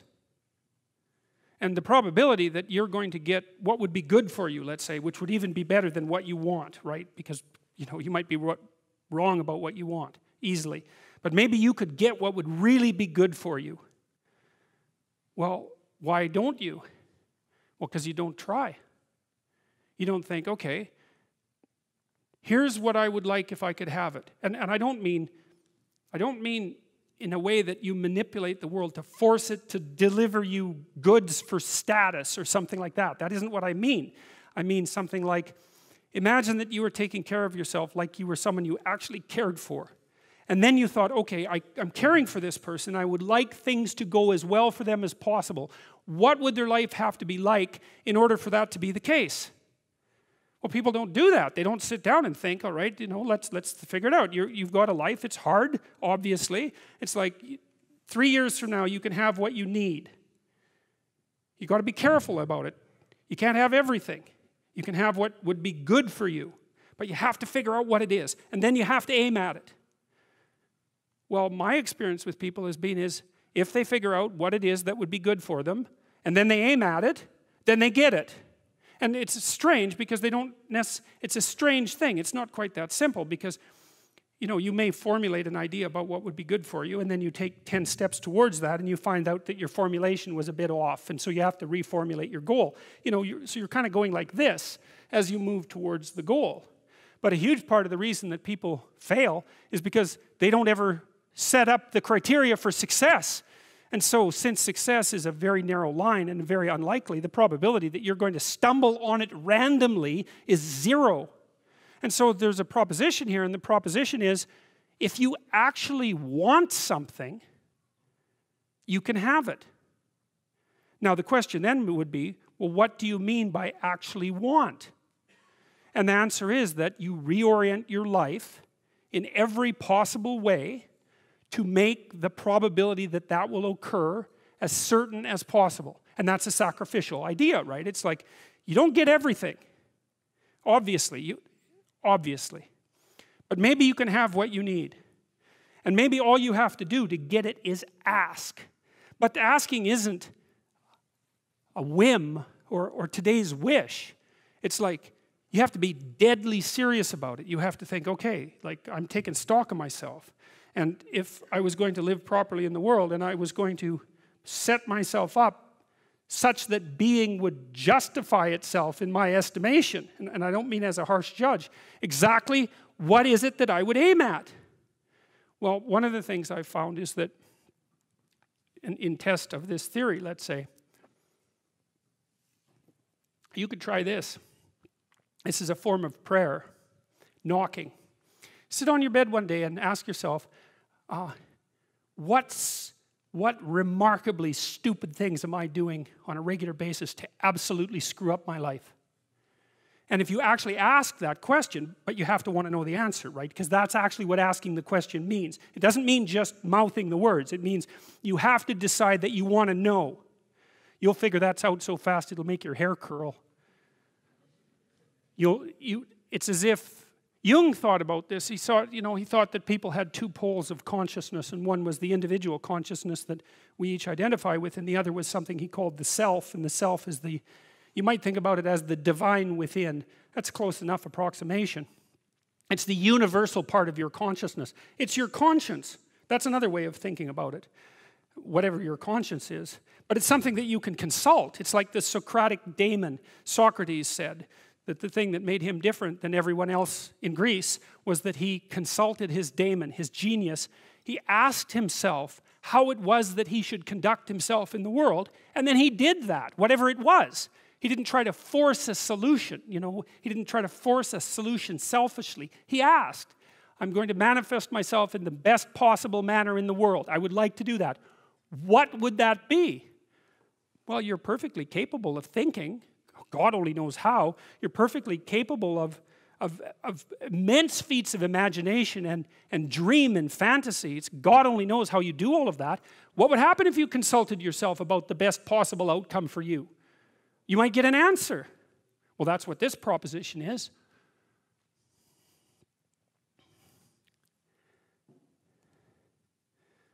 Or what man is there of you, whom if his son asks for bread, will give him a stone? Or if he asks for a fish, will give him a serpent? If ye, then, being evil, know how to give good gifts unto your children, how much more shall your Father, which is in heaven, give good things to them that ask him? Well, this is a question about the fundamental nature of being, I suppose. And one of the hypotheses in the New Testament, which is different, it's a different hypothesis in some sense than the one that structures the Old Testament, is that faith makes being good. It's a very interesting proposition, and so the notion would be, and it's an action-oriented issue as well. You act out the proposition that if you act properly in the world, that being will reveal itself to you as benevolent. But you will not know. You'll never know unless you do it. So this is a call to that. Act out the proposition that if you act properly, that being itself is benevolent.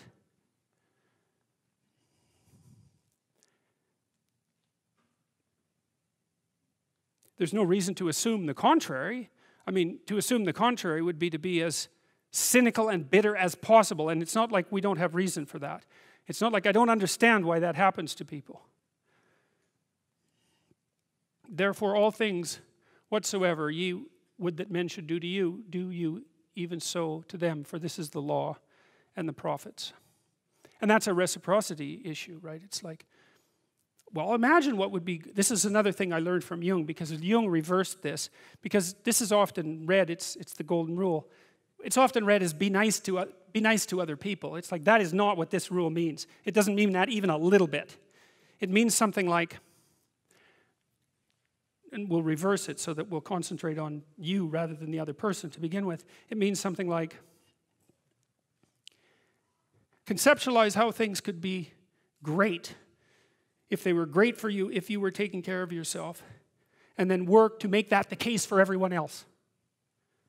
You know, you see that in Buddhism because Buddha reached nirvana, right? That's the theory. And then he was tempted with the offer to stay there. And he rejected that offer and came back to the profane world because he felt that the attainment of nirvana was insufficient unless everyone attained it simultaneously. And so it's something like that. But it's treat yourself properly. That's a hard thing to do because you're a fallen, shameful, cowardly, deceitful, malevolent, mortal creature. And so it's not easy, and you know it, and it's not easy to treat something like that properly. And it isn't obvious that people treat themselves better than they treat other people. I don't think that's obvious at all. But maybe you could start with yourself and think, okay, I'm going to take care of myself as if I have value. What would that look like? And then I'm going to work to extend that courtesy to everyone else. And that's, well, the hypothesis here is that if you take all of the moral wisdom that mankind has generated over its millennia of struggle, evolved and then manifested metaphor and story, and then codified into law, articulated law, and you pick one principle that dominated all of that, this would be the principle. And it's interesting too because it's the law and the prophets. And the law is the rules, but the prophets are the process by which the rules are being updated, right? And so the prophets are superordinate in some sense to the law. And the proposition that's set forth in this particular statement is that this maxim, which is optimize your own mode of being and then work to do the same for everyone around you, is not only the thing that's at the core of the law, but it's at the core of the process that generates and updates the law. It's a hell of a thing for someone to say. Enter ye in at the narrow gate, because that's what straight means. Enter ye in at the straight gate, for wide is the gate and broad is the way that leadeth to destruction. Well, who in the world could possibly argue with that? Everyone in their right mind knows that there's a million ways of doing things wrong, and one way, if you're lucky, to do things right. And so the notion that it's a very, very narrow pathway that you tread upon if you're doing things right, that's wisdom. That's the line between chaos and order that you're supposed to be on constantly, right? It's a very, very thin line, because if you're a little bit too far in one direction, then it's too much chaos, and if you're a little too far in the other direction, then it's too much order, and both of those aren't good. The balance has to be exactly right, and you can feel that, and I truly believe you can feel that, and I think it's your deepest instinct. It's your deepest instinct, and I mean that biologically. I don't mean that metaphorically. I think that your psyche is arranged to exist in a cosmos that's composed of chaos and order. I think that's why you have the hemispheric structure that you have. This is deeper than metaphor. And then when you feel as if you're meaningfully engaged in the world, when the terror of your mortality strips away and you're engaged and it's timeless, that's the deepest instinct you have telling you that you're in the right place at the right time. And then what you do is practice being there. Practice being there. And that's that narrow spot that's so difficult to find. You wander around it. Maybe if you're lucky, you can watch. You can watch. This is an experiment. Watch yourself for 2 weeks. Like you don't know who you are, because you don't. So watch yourself for 2 weeks. And notice there's going to be times when things are proper. They're arrayed properly for you. It's not easy to notice, because when they're arrayed like that, you're so engaged, you don't exactly notice, you know. But you'll see, oh, I'm in the right place. It's like, okay, how'd I get here? What am I doing right?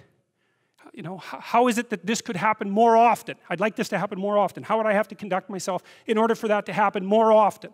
And then you practice that, and then maybe instead of 10 minutes a month or 10 minutes a week, it's like 15 minutes a day, and then it's half an hour a day, and then it's an hour a day, and then it's 4 hours a day. And maybe if you're extraordinarily careful, then you get to a point where you're like that a good proportion of the time. Because straight is the gate and narrow is the way which leadeth unto life, and few there be that find it. Beware of false prophets which come to you in sheep's clothing, but inwardly they are ravening wolves. Well, that's particularly good advice for today's political situation, I can tell you. Ye shall know them by their fruits. Do men gather grapes of thorns or figs of thistles? Even so, every good tree bringeth forth good fruit, but a corrupt tree bringeth forth evil fruit.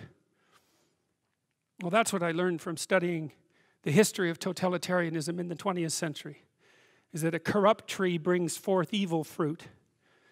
And that's for sure. And it's so funny, you know, people who think, when they're thinking about their relationship with divinity or their relationship with God, they think it's a primitive and childish way of thinking. What if a miracle just manifests? Why can't a miracle just manifest itself? And I would be convinced. And the funny thing is first of all, actually you wouldn't be. If a miracle actually happened, you would actually forget about it in about 6 months. I mean, you'd think that's not true, but it's true. You would actually forget about it because that's what people are like. But there are negative miracles that are happening all the time, which actually lends some credence to my supposition, and we don't pay any attention to that. If we can't learn from what happened in the 20th century, then we are absolutely incapable of learning. Because what happened in the 20th century was as bitter a set of lessons as you could possibly imagine. And it's associated precisely with this. A corrupt tree bringeth forth evil fruit. A good tree cannot bring forth evil fruit. Neither can a corrupt tree bring forth good fruit. Every tree that bringeth not forth good fruit is hewn down and cast into the fire. Well, that's a flood motif right there. It's like we're constantly the archetype of the tree. That's the archetype of being. It's the archetype of the self often. What's the warning here? It's that if you're mostly dead wood, you're going to burn up. And you can think about that metaphysically. You can project that into eternity, and you can think about that as a form of hell. And the funny thing is that when that's happening to you in real time, it is like an eternity in hell. It's a perfectly reasonable way of thinking about it. But you can strip the metaphysical elements off, and you can say, well, if you're mostly dead wood, then a spark will light you on fire. And that's also very much worth thinking about. Wherefore by their fruits shall ye know them. Not everyone that saith unto me, Lord, shall enter the kingdom of heaven, but he that doeth the will of my Father, which is in heaven. That's an interesting line, I think. I mean, one of the proper critiques of traditional Christianity, maybe this is the sort of critique that Nietzsche put forth, was that Christianity had degenerated in its moral mission. Jung was a little bit more sympathetic, and I'll tell you why in a minute, but Nietzsche's idea was that Christianity had lost its way when it generated the presupposition that humanity was saved in some final sense by the sacrifice of Christ. It meant that the work was already done, and I'm being harsh in my judgment for the purpose of rhetorical simplification, but the idea was that if you just professed faith that had already occurred, then you were granted eternal salvation. It's like, well, it's not so straightforward, and I think that that's what this line actually represents. It says, how do you enter into the kingdom of heaven? And again, you can think about that under the aspect of eternity, or you can think about it as a psychological statement, and the answer is quite straightforward, is that you do what Noah did to make him immune from the flood, and that's to walk with God. And that's what this sermon is about. It's laying out the practical elements of that. And the practical elements are aim at the highest possible good and play that out in the world, and then you may have the opportunity to inhabit the highest possible good that you're positing into existence. Perhaps not, but you can't think of any more practical way of going about that. I mean, if you build a house, then maybe you can live in it. If you don't build a house, you're not going to be able to live in it. If you build a good house, then you'll be able to live in a good house. And if you build a perfect house, then maybe you can live in a perfect house.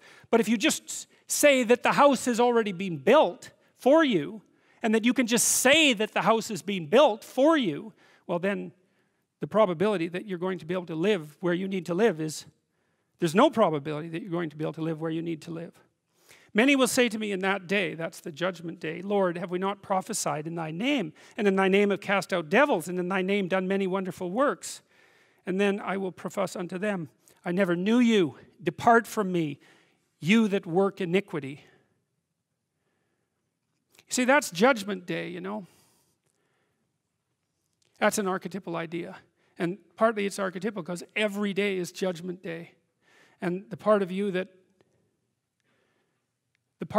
equivalent to the logos, say, the part of you that's your own ideal, sits in eternal judgment on your iniquity.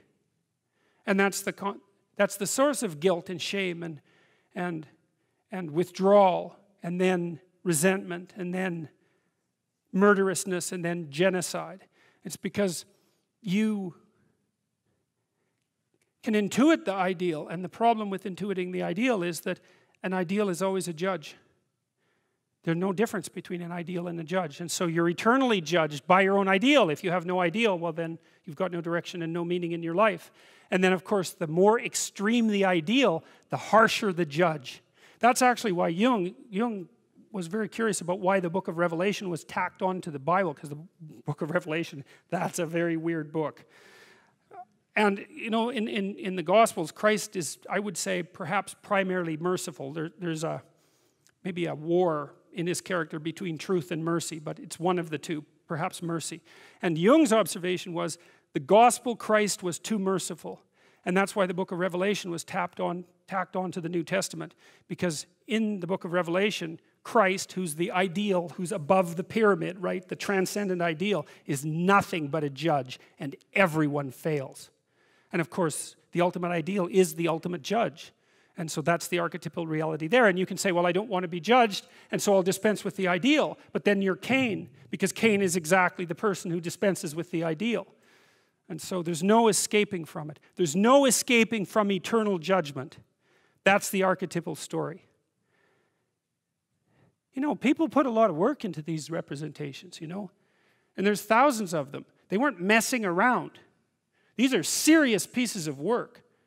You know, we don't understand them, but that doesn't mean that the people who created them didn't know what they were doing. These were geniuses who created these pieces of work. It's not like they understood in an articulated manner exactly what they were trying to represent. But what they were representing were the metaphors at the core of our culture. To the degree that our culture is functional and good, these are the metaphors upon which it's founded. And they're not for the faint of heart, you know. You say religion is the opiate of the masses. It's like, yeah, then how do you explain this? Exactly. You know, because if it was opiates you're after, you might just get rid of that panel. Especially when the other thing that's so interesting about the proposition, if you look at Revelations and in Revelation and you look at the judgment, almost everyone ends up on the right side of this panel.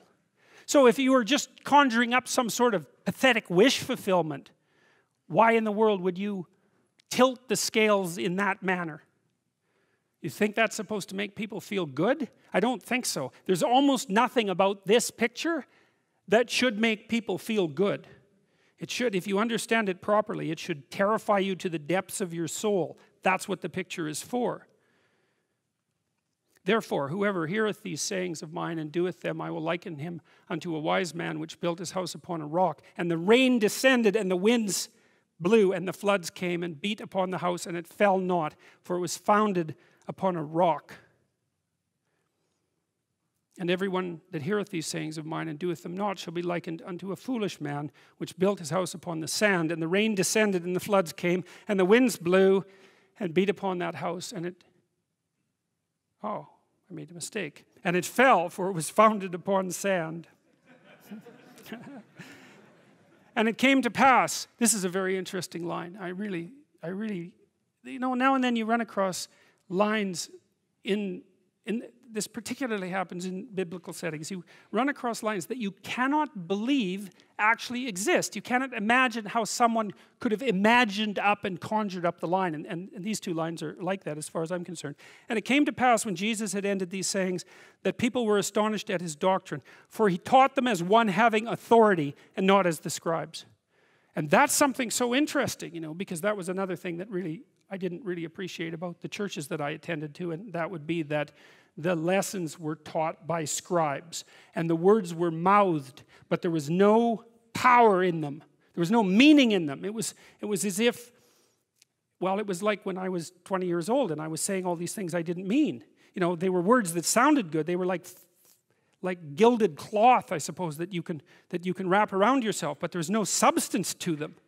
And there's a big difference between listening to something that has substance and listening to something that is spoken because it sounds like it should sound good.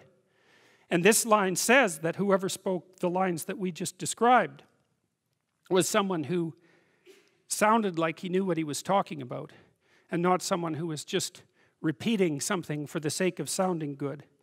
And it certainly seems to me that the lines that we just reviewed have the awesome impact of authority.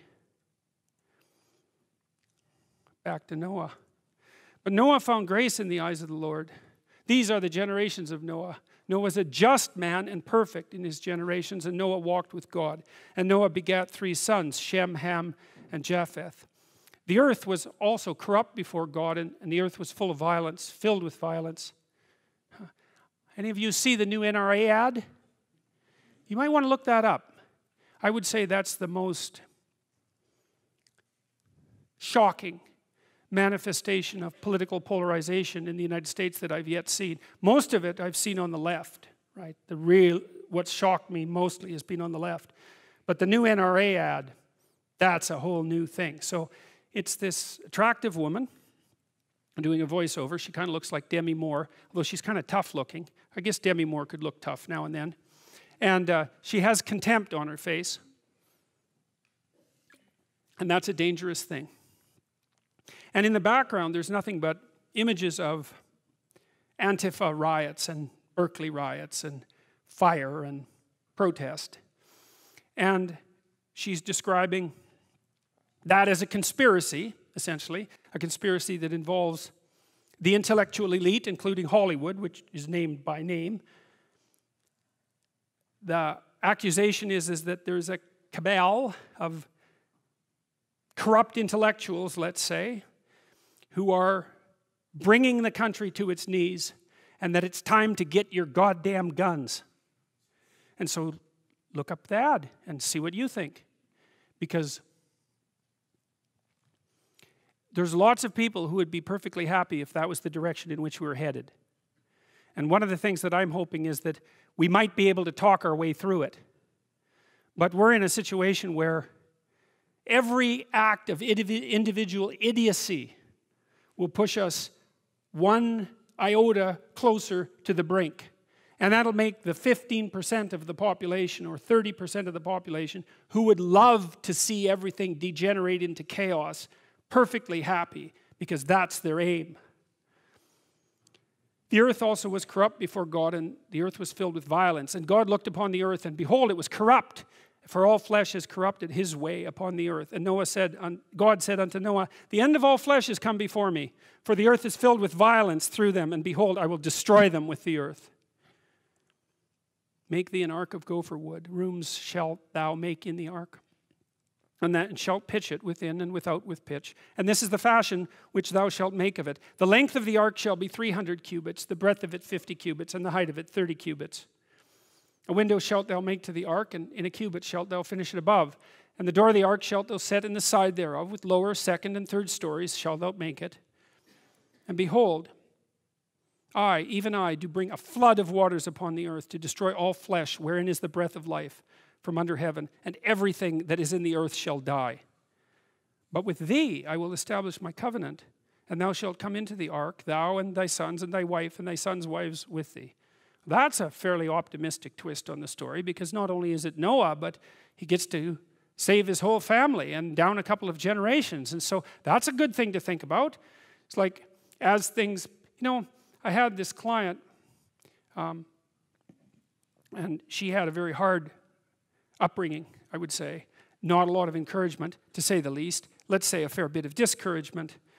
And she had a son, and what was really interesting about her in relationship to her son is that all the things that she could have learned to do to him, given her extensive experience with being made as miserable as possible by someone who was hell-bent on bringing her to her knees, she refused to do to her son.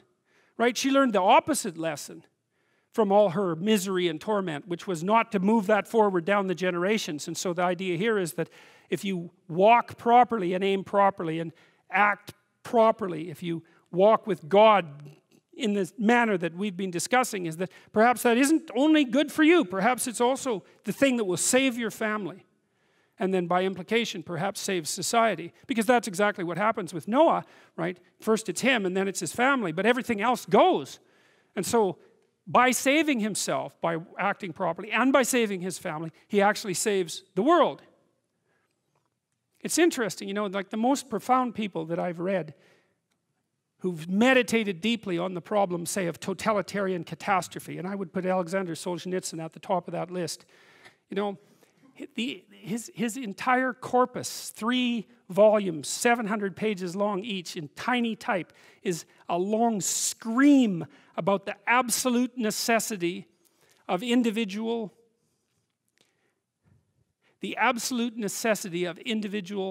honesty and ethical behavior as the only bulwark against totalitarian catastrophe. And I've read many writers who've attempted to diagnose the problems of the 20th century. And I think Solzhenitsyn, he came to the same conclusions that Viktor Frankl came to as a consequence of his experiences in the Nazi concentration camps.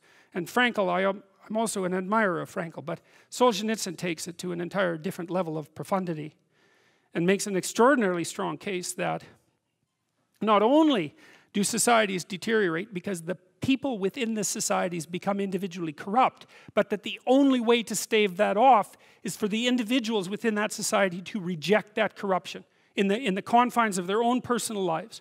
And he tells endless stories of people that he met in the Gulag, in the work camps, in the death camps in the Soviet Union, of people, and this is what he learned, of people who were so incredibly tough that even under conditions, the most possible extreme conditions, there wasn't a chance that they were going to step off that straight and narrow line.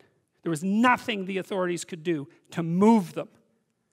And just watching that was enough to transform Solzhenitsyn, because of course one of the things he wondered was, after spending a good amount of time in the work camps, was, well, just exactly how did I get here?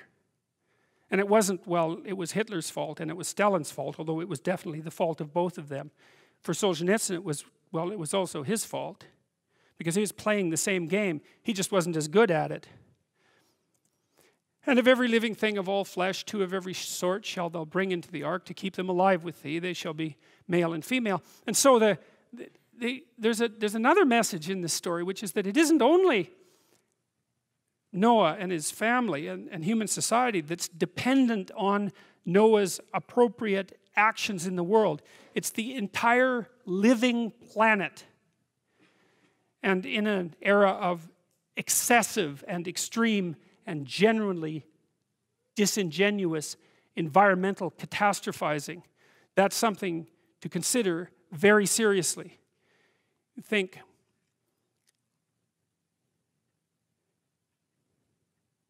perhaps there's nothing better that you can do for everything, all things considered, including those things that are outside the confines of human society, than to get your act together and align yourself properly along all of the dimensions of your being, from the tiniest microcosm to the ultimate macrocosm. And that's the way that all of being is redeemed. That's what the story suggests. And we read it, you know, as cynical modern people, we read it as if it was written by primitive people who thought that it was really the case that someone could build a boat and put 2 of every kind into it and thereby save the world. It's embarrassing to see things interpreted in a manner that shallow, especially by people who don't have ignorance as a justification. You know, these stories have to appeal to everyone, right? And there's lots of people in the world who aren't very bright. And so they tend to take things concretely, like a child would take things concretely if you read them a story. And this story can be taken concretely. But it has to be, because these stories have to be for everyone. But if you're sophisticated, that doesn't mean that you should dismiss it as if it's written for a child. It's maybe you have the obligation to look a bit deeper and think for a moment that it wouldn't have been conserved for these many thousands of years if there wasn't something more to it than a casual intellectual dismissal would indicate. And take thou unto thee of all food that is eaten, and thou shalt gather it to thee, and it shall be food for thee and for them. Thus did Noah, according to all that God commanded him, so did he.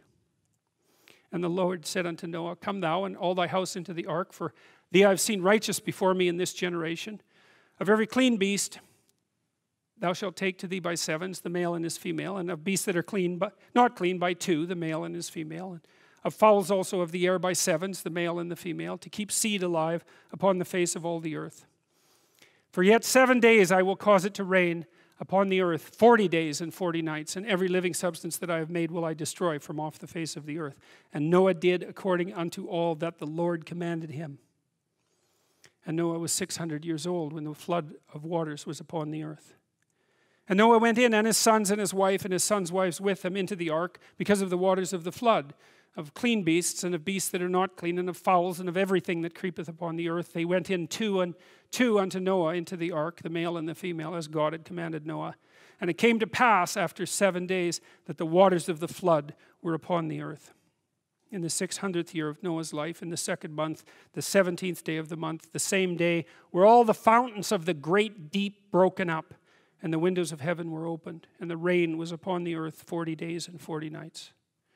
In the selfsame day entered Noah and Shem and Ham and Japheth, the sons of Noah, and Noah's wife, and the 3 wives of his sons with them, into the ark.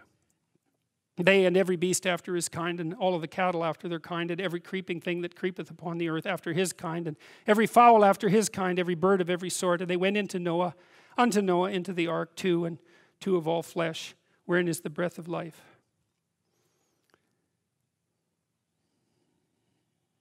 That makes Noah the ultimate shepherd, right? Shepherd of all things. Tender of the garden and shepherd of all things. That's a hell of a role. And maybe that's the one that keeps you afloat during the flood. And they that went in male and female of all flesh, as God had commanded him, and the Lord shut him in. And the flood was 40 days upon the earth, and the waters increased, and bare up the ark, and it was lift up above the earth, and the waters prevailed, and were increased greatly upon the earth. 15 cubits upward did the waters prevail, and the mountains were covered. And all flesh died that moved upon the earth, both of fowl and of cattle and of beast, and of every creeping thing that creepeth upon the earth, and every man. And all in whose nostrils was the breath of life, of all that was in the dry land, died. And every living substance was destroyed, which was upon the face of the earth, both man and cattle, and the creeping things, and the fowl of the heaven. And they were destroyed from the earth, and Noah only remained alive, and they that were with him in the ark. And the waters prevailed upon the earth 150 days. And God remembered Noah and every living thing, and all the cattle that was with him in the ark. And God made a wind to pass over the earth, and the waters receded. The fountains also of the deep and the windows of heaven were stopped, and the rain from heaven was restrained, and the waters returned from off the earth continually. And after the end of the 150 days, the waters were abated. And the ark rested in the 7th month, on the 17th day of the month, upon the mountains of Ararat. And the waters decreased continually until the 10th month. In the 10th month, on the 1st day of the month, were the tops of the mountains seen. And it came to pass at the end of 40 days that Noah opened the window of the ark which he had made, and he sent forth a raven, which went to and fro until the waters were dried up from off the earth. And he also sent forth a dove from him to see if the waters were abated from off the face of the ground. But the dove found no rest for the sole of her foot, and she returned unto him in the ark, for the waters were on the face of the whole earth. Then he put forth his hand and took her and pulled her in unto him into the ark. And he stayed yet another 7 days. And again he sent forth the dove out of the ark.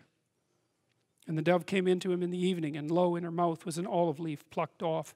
So Noah knew that the waters were abated from off the earth. And he stayed there yet another 7 days, and sent forth the dove, which returned not again unto him any more. And it came to pass in the 601st year, in the first month, the first day of the month, the waters were dried up from off the earth. And Noah removed the covering of the ark and looked up, and behold, the face of the ground was dry. And in the second month, on the 7th and 20th day of the month, was the earth dried. And God spake unto Noah, saying, Go forth of the ark, thou and thy wife and thy sons' wives with thee. And bring forth with thee every living thing that is with thee, of all flesh, both of fowl and of cattle, and of every creeping thing that creepeth upon the earth, that they may breed abundantly in the earth, and be fruitful, and multiply upon the earth. And Noah went forth, and his sons and his wife, and his sons' wives with him, every beast, creeping thing, every fowl, and whatsoever creepeth upon the earth after their kinds went forth out of the ark. And Noah builded an altar unto the Lord, and took of every clean beast and of every clean fowl, and offered burnt offerings on the altar. Immediate return to the sacrificial motif. And the Lord smelled a sweet savor, and that's Noah's proper sacrifice. And the Lord said into his heart, I will not again curse the ground any more for man's sake, for the imagination of man's heart is evil from his youth. Neither will I again smite any more every living thing, as I have done, while the earth remaineth, seed time and harvest, and cold and heat, and summer and winter, and day and night shall not cease. And God blessed Noah and his sons, and said unto them, Be fruitful and multiply, and replenish the earth.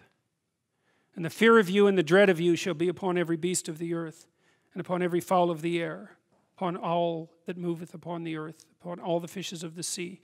Into your hand are they delivered.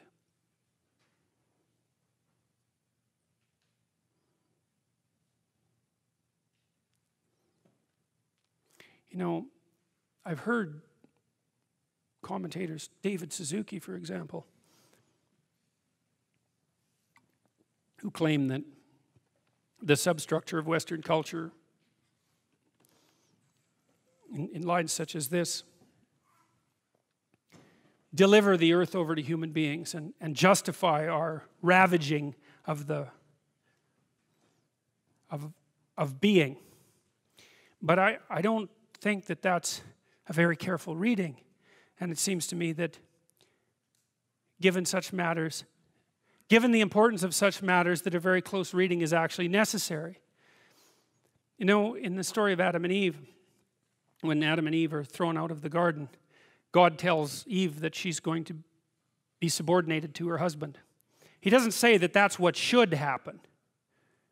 He says that's what's going to happen. And the same thing, as far as I'm concerned, is contained in lines like this. It isn't necessarily that this is something that should happen. It's something that did happen. It's quite remarkable, you know, to think about how long ago these lines were penned. It wasn't obvious until perhaps the 1960s that we had dominated the earth so completely that its very future existence was in our hands. And that's a prophetic element of this tale. And the fear of you and the dread of you shall be upon every beast of the earth, and upon every fowl of the air, and upon all that moveth upon the earth, and upon all the fishes of the sea. Into your hand are they delivered. It's like, that's exactly right. Every moving thing that liveth shall be meat for you, even as the green herb I have given you all things. Have I given you all things? But flesh with the life thereof, which is the blood thereof, shall you not eat.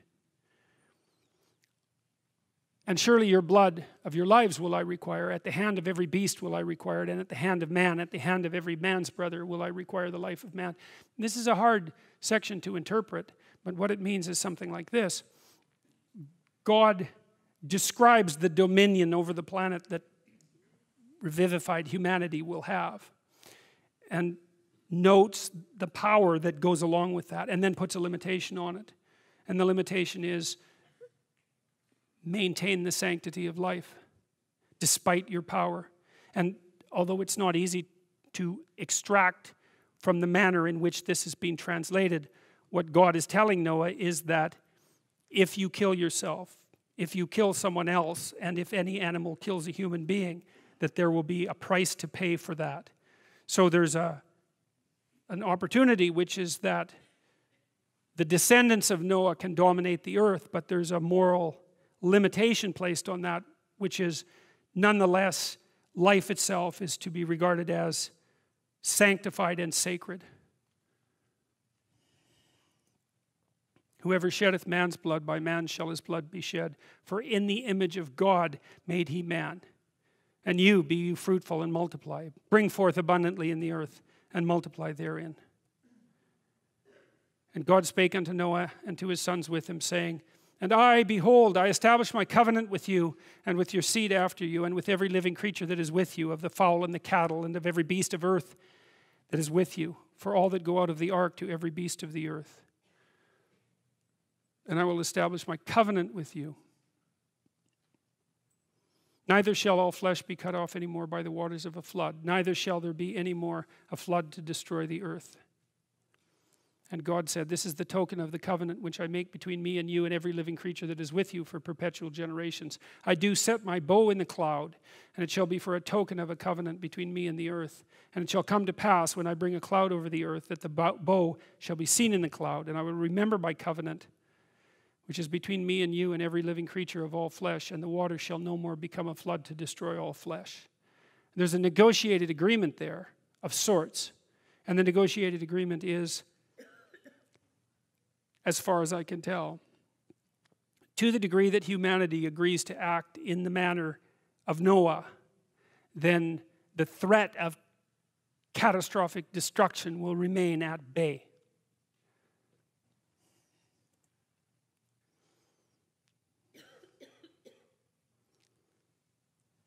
And the bow shall be in the cloud, and I will look upon it, that I may remember the everlasting covenant between God and every living creature of all flesh that is upon the earth. And God said unto Noah, This is the token of the covenant which I have established between me and all flesh that is upon the earth.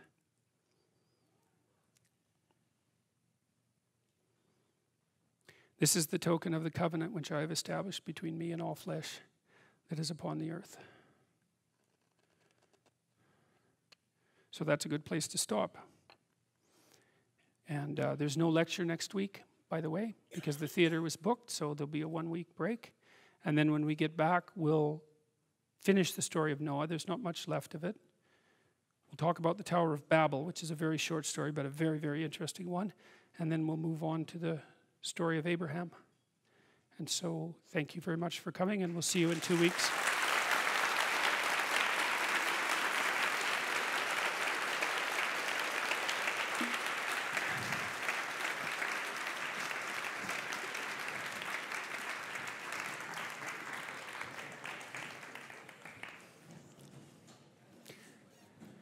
Now, is the person who has the notification for the meetup after this here, and do they have the notification? Okay, because if you give that to me this time, I'll remember to read it before everyone leaves. So, do you want to start? Yeah. Okay, so let's see if the mic is working, because lots of people will listen to this question, and so, yes. Okay.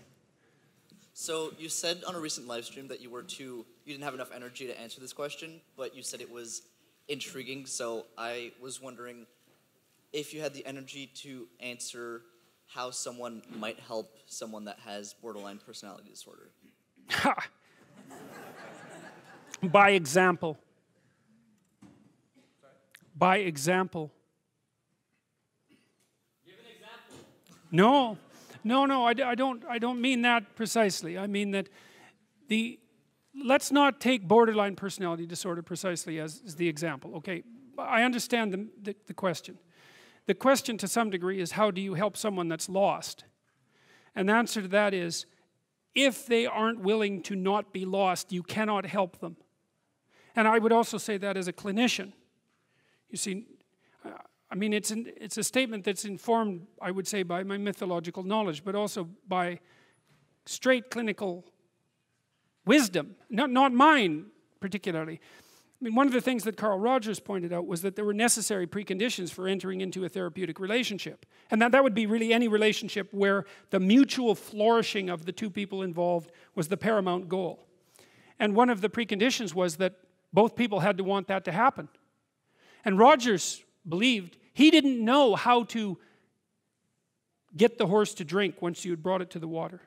And I've thought about that a lot, because when people are really lost, sometimes they're so lost that they can't be found. And I think the only thing that you can do in a situation like that is get your life together and manifest the reality of an alternative mode of being. That's what you've got. And so that's the only way I know of to solve an intractable problem. And I would say the reason that I went down that direction with regards to borderline personality disorders, because it's one of the most serious of the personality disorders, very difficult to treat. And so I'll generalize from that to situations that are very difficult to deal with. And you know, there's a statement too, and this has nothing to do with borderline personality disorder per se. There's a statement in the New Testament that's really vicious. In fact, there's a number of them, but this is a particularly vicious one. And that is, don't cast pearls before swine. And what that means is, if you're trying to help and it doesn't work, then stop helping. It's not helping, right? It may be just wasting your time. It might be making things worse. You know, if you're offering something and it's not taken, then perhaps you should be offering it somewhere else. And sometimes, if you offer a hand and the person won't take it, you have to stop offering the hand. And then what you do is you go off and you have your life.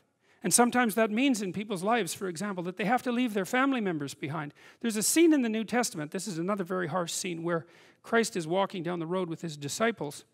I hope I've got this story right, but I've got it essentially right. And his mother calls to him and says, I believe that he's supposed to come back to the home because his uncle has died and that there's going to be a funeral. And he turns to his mother and says something like, let the dead bury their dead. I'm about my Father's business. It's something like that. And you read that and you think, huh, that should have been edited out. No, but it shouldn't have been edited out, because it's exactly right, because sometimes the thing you do is walk away because there's no other solution. And if you are trapped in pathological relationships and you see no way out of them, if someone who is sinking has their hands around your neck and is pulling you down, you're not obligated to drown with them. You know, there's a rule too if you're a lifeguard. You know, some of you have had lifeguard training. How do you approach someone who's drowning and panicking in the water? Feet out, right, like this. It's like, I'll save you, but that doesn't mean you get to drown me while I'm doing it. And if it's you drown or both of us drown, it's you drown. And that's wisdom. That's not cruelty, right? So, yeah.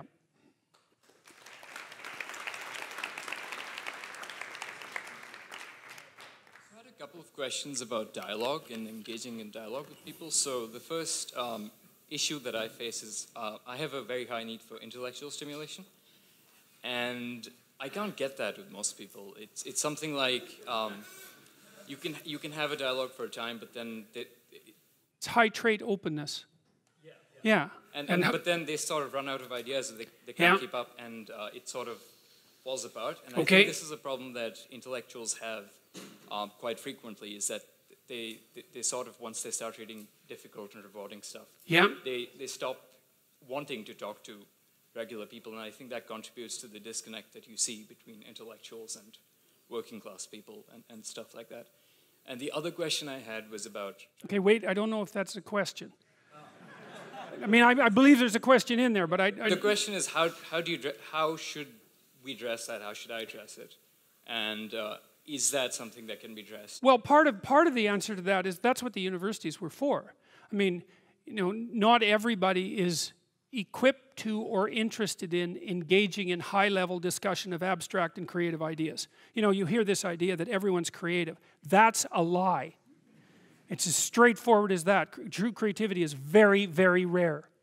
And so, and if you happen to be a creative person, or if you happen to be someone who's profoundly interested in ideas, you are in a pronounced minority. Just as you are if you happen to be extremely extroverted, or extremely agreeable, or extremely conscientious. These are minority issues. And what you do is you find like-minded people who are capable of engaging that. You know, heavyweight weightlifters compete with heavyweight weightlifters for a reason, and everyone thinks that's fine. And the same thing applies to intellectual and creative endeavors. So what you do is you try to find a community where that's the nature of the community, and you likely have to find a relationship like that as well. You know, so I don't think so. I think what contributes to the siloing is the arrogance that goes along with it. Because if you can be interested in ideas and you can be creative. Well, that's the arrogance of the intellect, right? That's the thing the Catholic Church had warned about for centuries, is the arrogance of the intellect. So, because if you're wise as well as smart, and there is no relationship between being smart and being wise, they are not the same thing. There's no quick pathway from smart to wise. And many of the people who I've known who were very wise well, some of them were intellectually impaired and were still wise, you know. So it's the arrogance that brings up the block. And I see this, for example, happening in the United States in particular, because the last time I went down there, for example, I had friends down there, and some of those friends are very, very smart people, and some of them were talking about the Trump voters, and they were talking about the Trump voters with contempt. And I thought, you better watch that, because that's 50% of the damn population. And it might be convenient to think that they're stupid and beneath you, but it's not conducive to a civil state, and there's no evidence that it's true, because there isn't a straight line between intelligent and wise. And so I think that if your character is developed and you're intelligent, you can have your siloed creative community, but you develop enough wisdom so that you can see all the things that people can do that are of high ethical utility that are outside the intellectual domain. You know, and I think that's why in the New Testament, I think that's why Christ is a carpenter. Right? Because, well, first of all, a carpenter is one of those jobs that when you're dishonest, it manifests itself immediately, because what you build falls down. And so if you're an honest carpenter, you build a good house. So there's a nice metaphor there. But it's also a warning, in some sense, against the equation of intellectual brilliance with moral superiority. And so if the intellects would drop their moral superiority, and fat chance there is of that, then the divide between the working class, say, and the elite would resolve. And there's every reason to have respect for decent working class people. I mean, it's on their labor, as the left-wingers at least hypothetically agree, that the entire edifice of the culture is resting.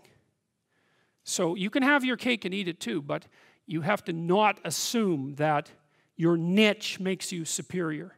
And it's very difficult for smart people, especially smart. There's this scene in Nietzsche's, it's in Thus Spake Zarathustra, where Zarathustra, the prophet, comes down from the mountain, and he comes into a public square, and there's this crowd around this little midget who's only about this high, who has a gigantic ear, and everyone is marveling at him. Well, that's what the modern intellect is like. It's a midget with a giant, well, mouth generally, not an ear. And the being is underdeveloped, but the intellect is hyper-activated. And it makes the person extraordinarily unbalanced. And it's partly because they can't compete outside the intellectual realm. And that makes them very bitter, because they tend to think, well, God, I'm so smart, everything should just come to me. It's like, sorry, that's not how the world works. And it also, that attitude is immediately evident to people that they're talking to when they talk in the manner that they talk, if they are arrogant intellectuals of that sort. You see that in, The Simpsons did a good job of that with Comic Book Guy, right? I mean, he completely useless in every possible dimension with an IQ of about 160. And it's very annoying to people who have an IQ of 160 that they can also be completely useless. But it happens a lot, so, yeah.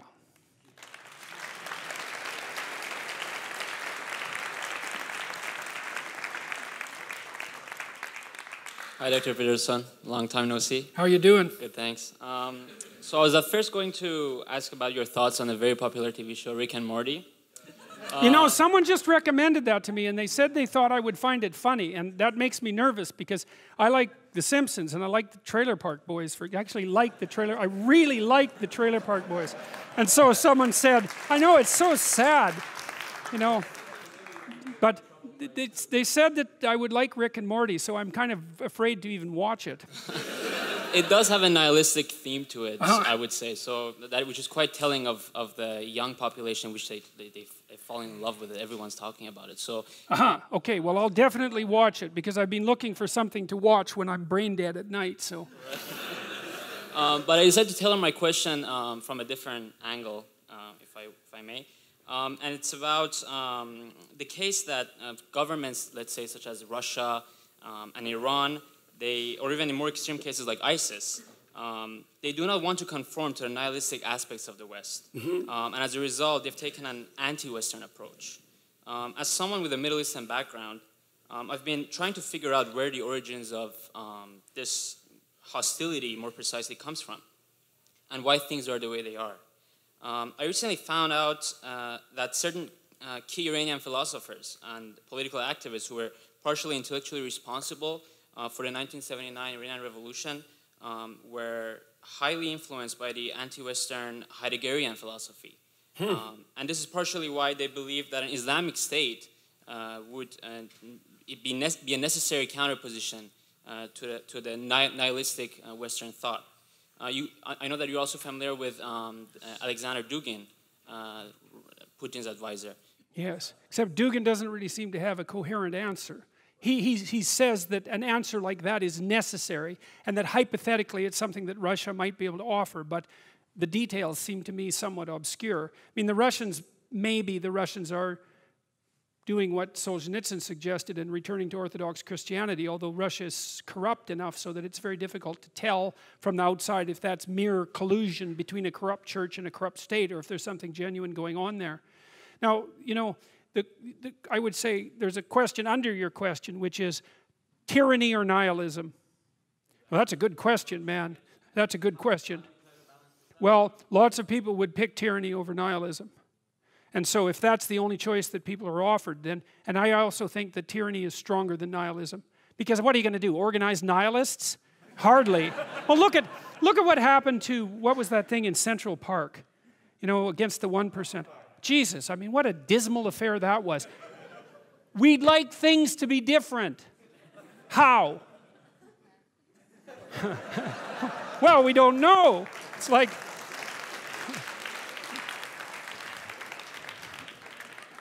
So, you know, you can just run over that. If you're tyrannical and organized, you can just run over that like there's nothing there at all. And I think there is a danger, and I do think that we're enticing the Islamo-fascists, let's say, by our nihilistic weakness. And I think more than that, I think that we're doing something more than that, because one of the things that I've been curious about, and I'm going way out on a limb here, is I've been really interested in the alliance between the neo-Marxist nihilists, especially, or the neo-Marxist postmodernists, especially the feminists, and the Islamo-fascists. I just don't get that. It's like there's something very, very interesting going on there. And I think part of it is that when you drift too far into the nihilistic substructure, there's a huge call for tyrannical order that manifests itself unconsciously. And so that's the dynamic that I see playing out in that peculiar relationship between the modern neo-Marxist feminists and the Islamo-fascists. Do you think Heidegger has a role in any shape or form? I don't know. That's very interesting. That's a very interesting idea that you brought to mind. I had no idea that there was a relationship between Heidegger and what happened in Iran in the 1970s. If you could send me a citation about that or something to read, I'd be very interested in doing that. So, okay. Yep. Congratulations,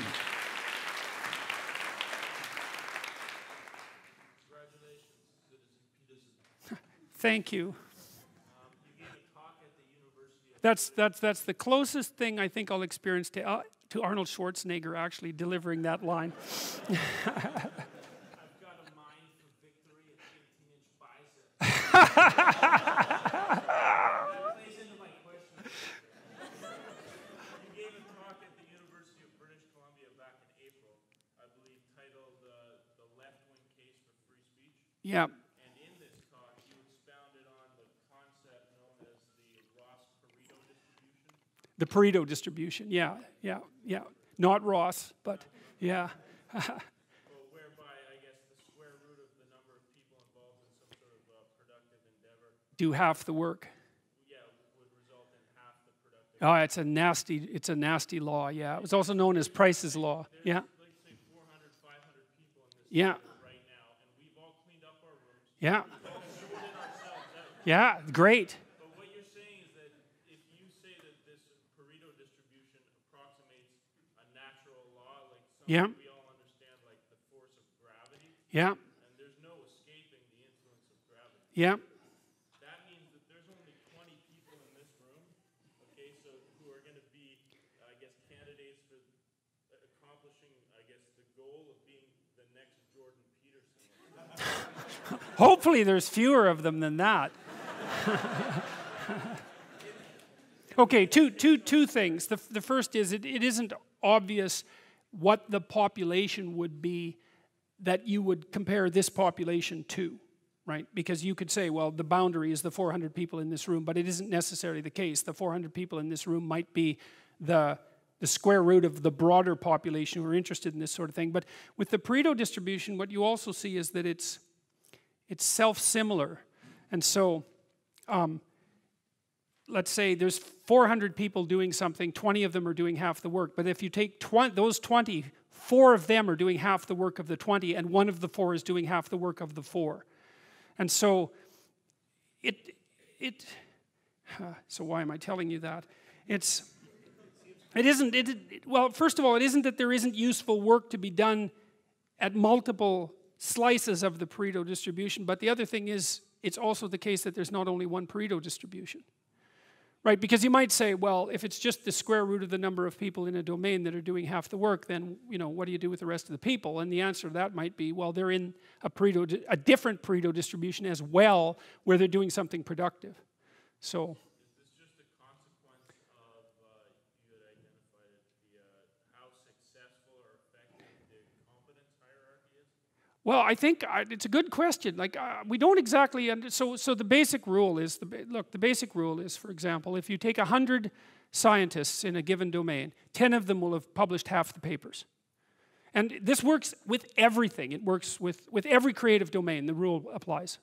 So now the question is why, and I think the answer to that seems to be, and I've watched people who've become spectacularly successful, and what happens is that 0 is a really bad place to be. Right? It's really hard to get out of 0. And that's often why people are trapped in poverty. Because if you have nothing, getting to something is virtually impossible. Once you have something, getting to a little more of something is actually quite a bit easier. And so, what seems to happen, this is also called the Matthew principle, right? It's the same principle, so that's a New Testament citation, let's say. The Matthew principle is, to those who have everything, more will be given. From those who have nothing, everything will be taken. That's another one of those lines in the New Testament that you'd think that a good editor would have just got rid of. So, but I think what it is that every time you make a step forward, the probability that you'll be able to take the next step forward increases. And it seems to increase in a nonlinear way. So the world that the Matthew principle describes is nonlinear. So you might say, well, what's your trajectory if you're moving upward? Well, it's not this. It's this. What's your trajectory if you're moving downward? It's not this. It's this, right? You fall, you plummet. You rise, you transcend. It's something like that. And you might say, well, that's a hell of a world, but whatever. It has to be run by some principle, and that's the principle that it appears to be run by. Yes. Does that mean that, just do whatever works without regards for any other? No, it doesn't mean that at all. What it means is that every truth claim you make, including those that are implicit in your actions, carries with it an ethic that justifies or doesn't justify the action. So, for example, let's say I have a tool and I say it's an axe, and I go out in the forest and I try to cut down a tree with it, and it doesn't work. It's not an axe. It's something else. And so there's a good book on pragmatism called The Metaphysical Club, A History of American Ideas. It's one I would really recommend. And what the pragmatists, I can't give you a full answer because this is such a complicated issue, but what the pragmatists were wrestling with back in the late 1800s, this was William James and his crew in Boston, including a philosopher named C.S. Peirce, who was perhaps America's greatest philosopher. They were wrestling with the same issue that the postmodernists would wrestle with 100 years later, which is things are indefinitely complex and we're not very bright. So how is it that we can make claims to truth about anything? And what their hypothesis essentially is that with every action and with every truth claim, you simultaneously demarcate a territory within which that claim is valid. And you determine whether the claim is valid by noting whether your prediction about the outcome of your action or your belief is commensurate, is in keeping with.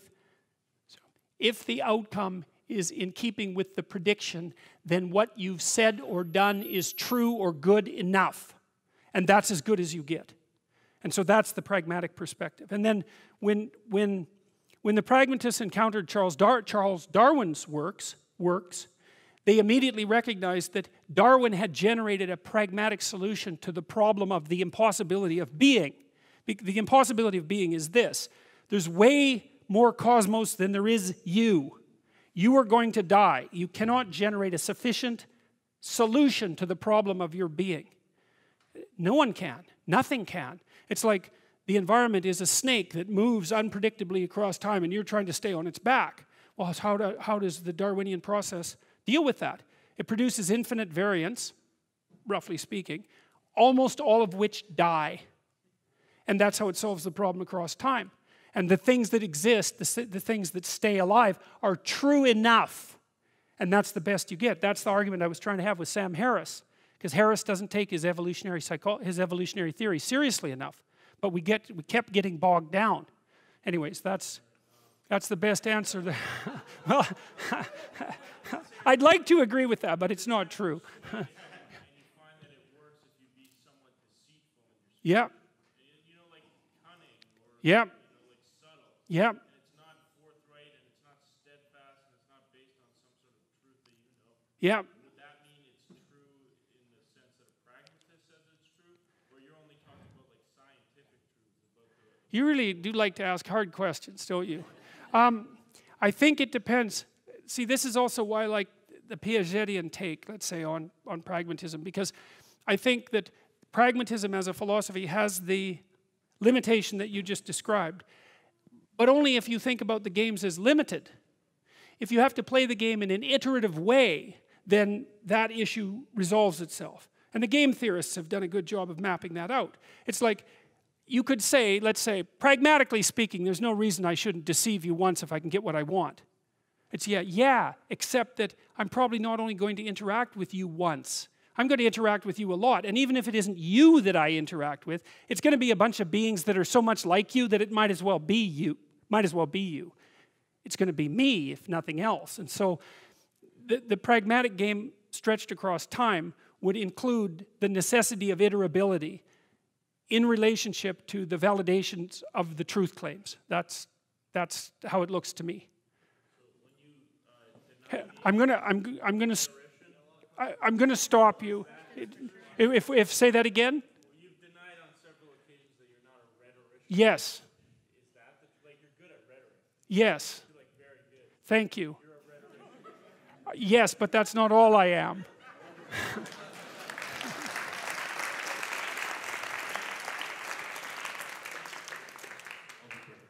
So this is on behalf of somebody. Dr. Peterson, having listened to your expositions on the mythological evolution and amalgamation of religion, and keeping in mind your working definitions of belief and truth, and despite the obvious reasons for somebody of your background to identify most with Christianity, my understanding is that you believe Christianity to be the most complete and articulated form of many of the metaphysical ideas that preceded it and led up to that.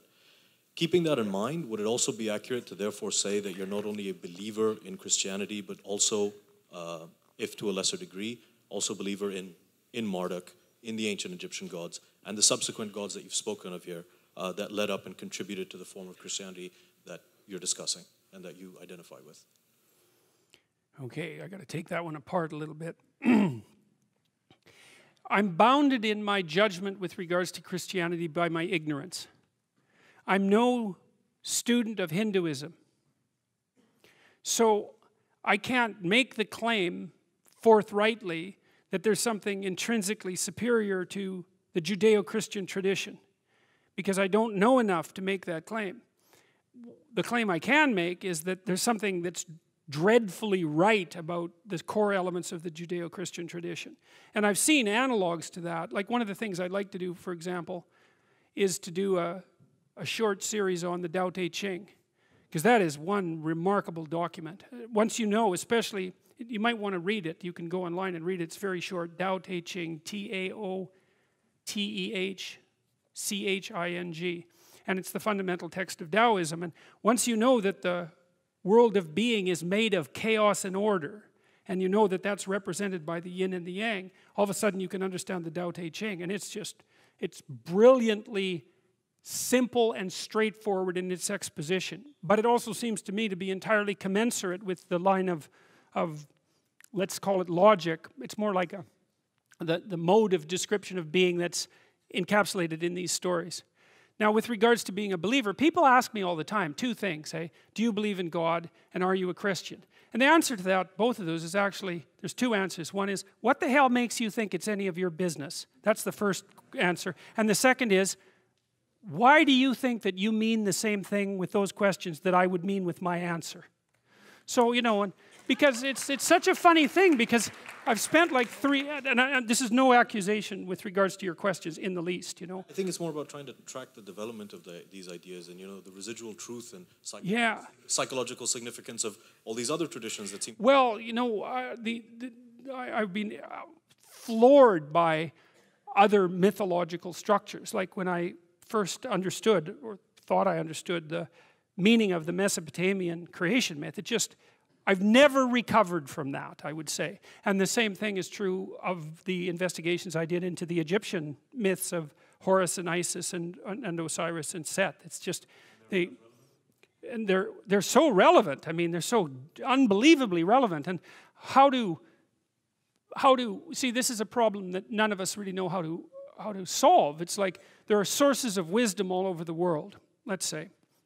And they need to be made commensurate with one another, which isn't to say that they need to be turned into a fast food mall. You know, that's like multiculturalism, right? It's like all the food of the world served in the most terrible possible manner, all in one place. It's something like that. And you don't want to do that with comparative religion. It's just water everything down and say, well, it's all nice. It's like, no, it is not nice. Yeah, or that it's all the same, because it's not all the same.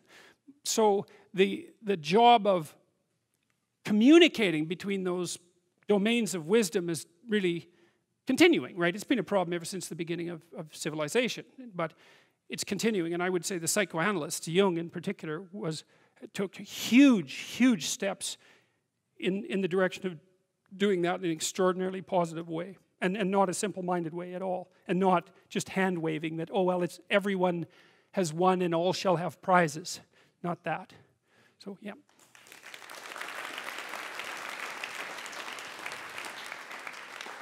Last question. Actually, it's kind of in the same vein, but it's in regards to another kind of mythology. So, in terms of, I guess, Carl Jung's own mythos, sorry, I'm extremely tall, but a lot of I actually found some kind of archetypes, like, for example, in my own life, but also I've noticed in European life. So, for example, in regards to Odin and Norse mythology, with Carl Jung's essay, I've only been able to actually skim it because I've been like trying to find something, like, because it felt like there's always this kind of psyche that was almost underneath, I guess, Western civilization. And we see it really like embodied in this specific figure, this deity, the wanderer, the knowledge gatherer, the seeker, but he's also a war god. He's all these different aspects that are an accumulation of what seems to be something that's distinctly Western. Mm-hmm. And I feel this is like almost like the symbol in a way. Of course, it's not always positive. Well, there seems to be something, maybe there seems to be something. I do think that the idea of the individual has been articulated most fully in the West. I don't think that's really I don't think that's a contentious claim, actually. That doesn't mean that the latent structures from which that idea might emerge weren't also many other places simultaneously.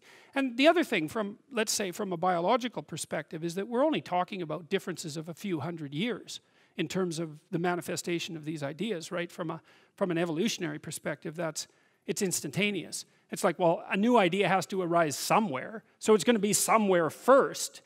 But it's spreading. I mean, Christianity, for example, spread so rapidly that it's absolutely beyond belief. And it's actually spreading more rapidly in China now than it did in ancient Rome. So, well, in regards to that, it's also been seen like almost in the wake of a dying Christianity, I've noticed that like there's been a tendency to go towards, I guess, paganism, right?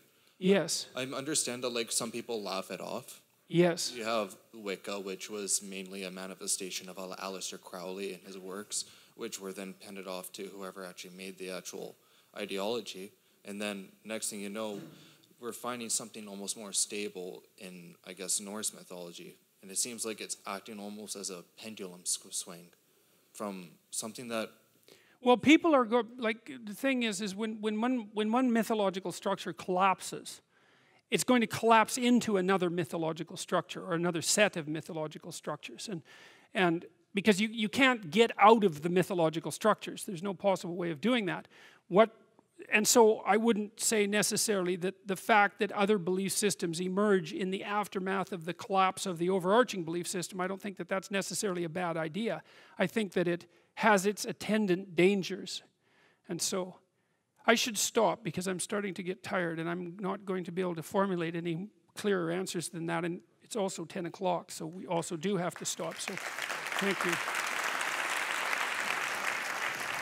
Oh, yes.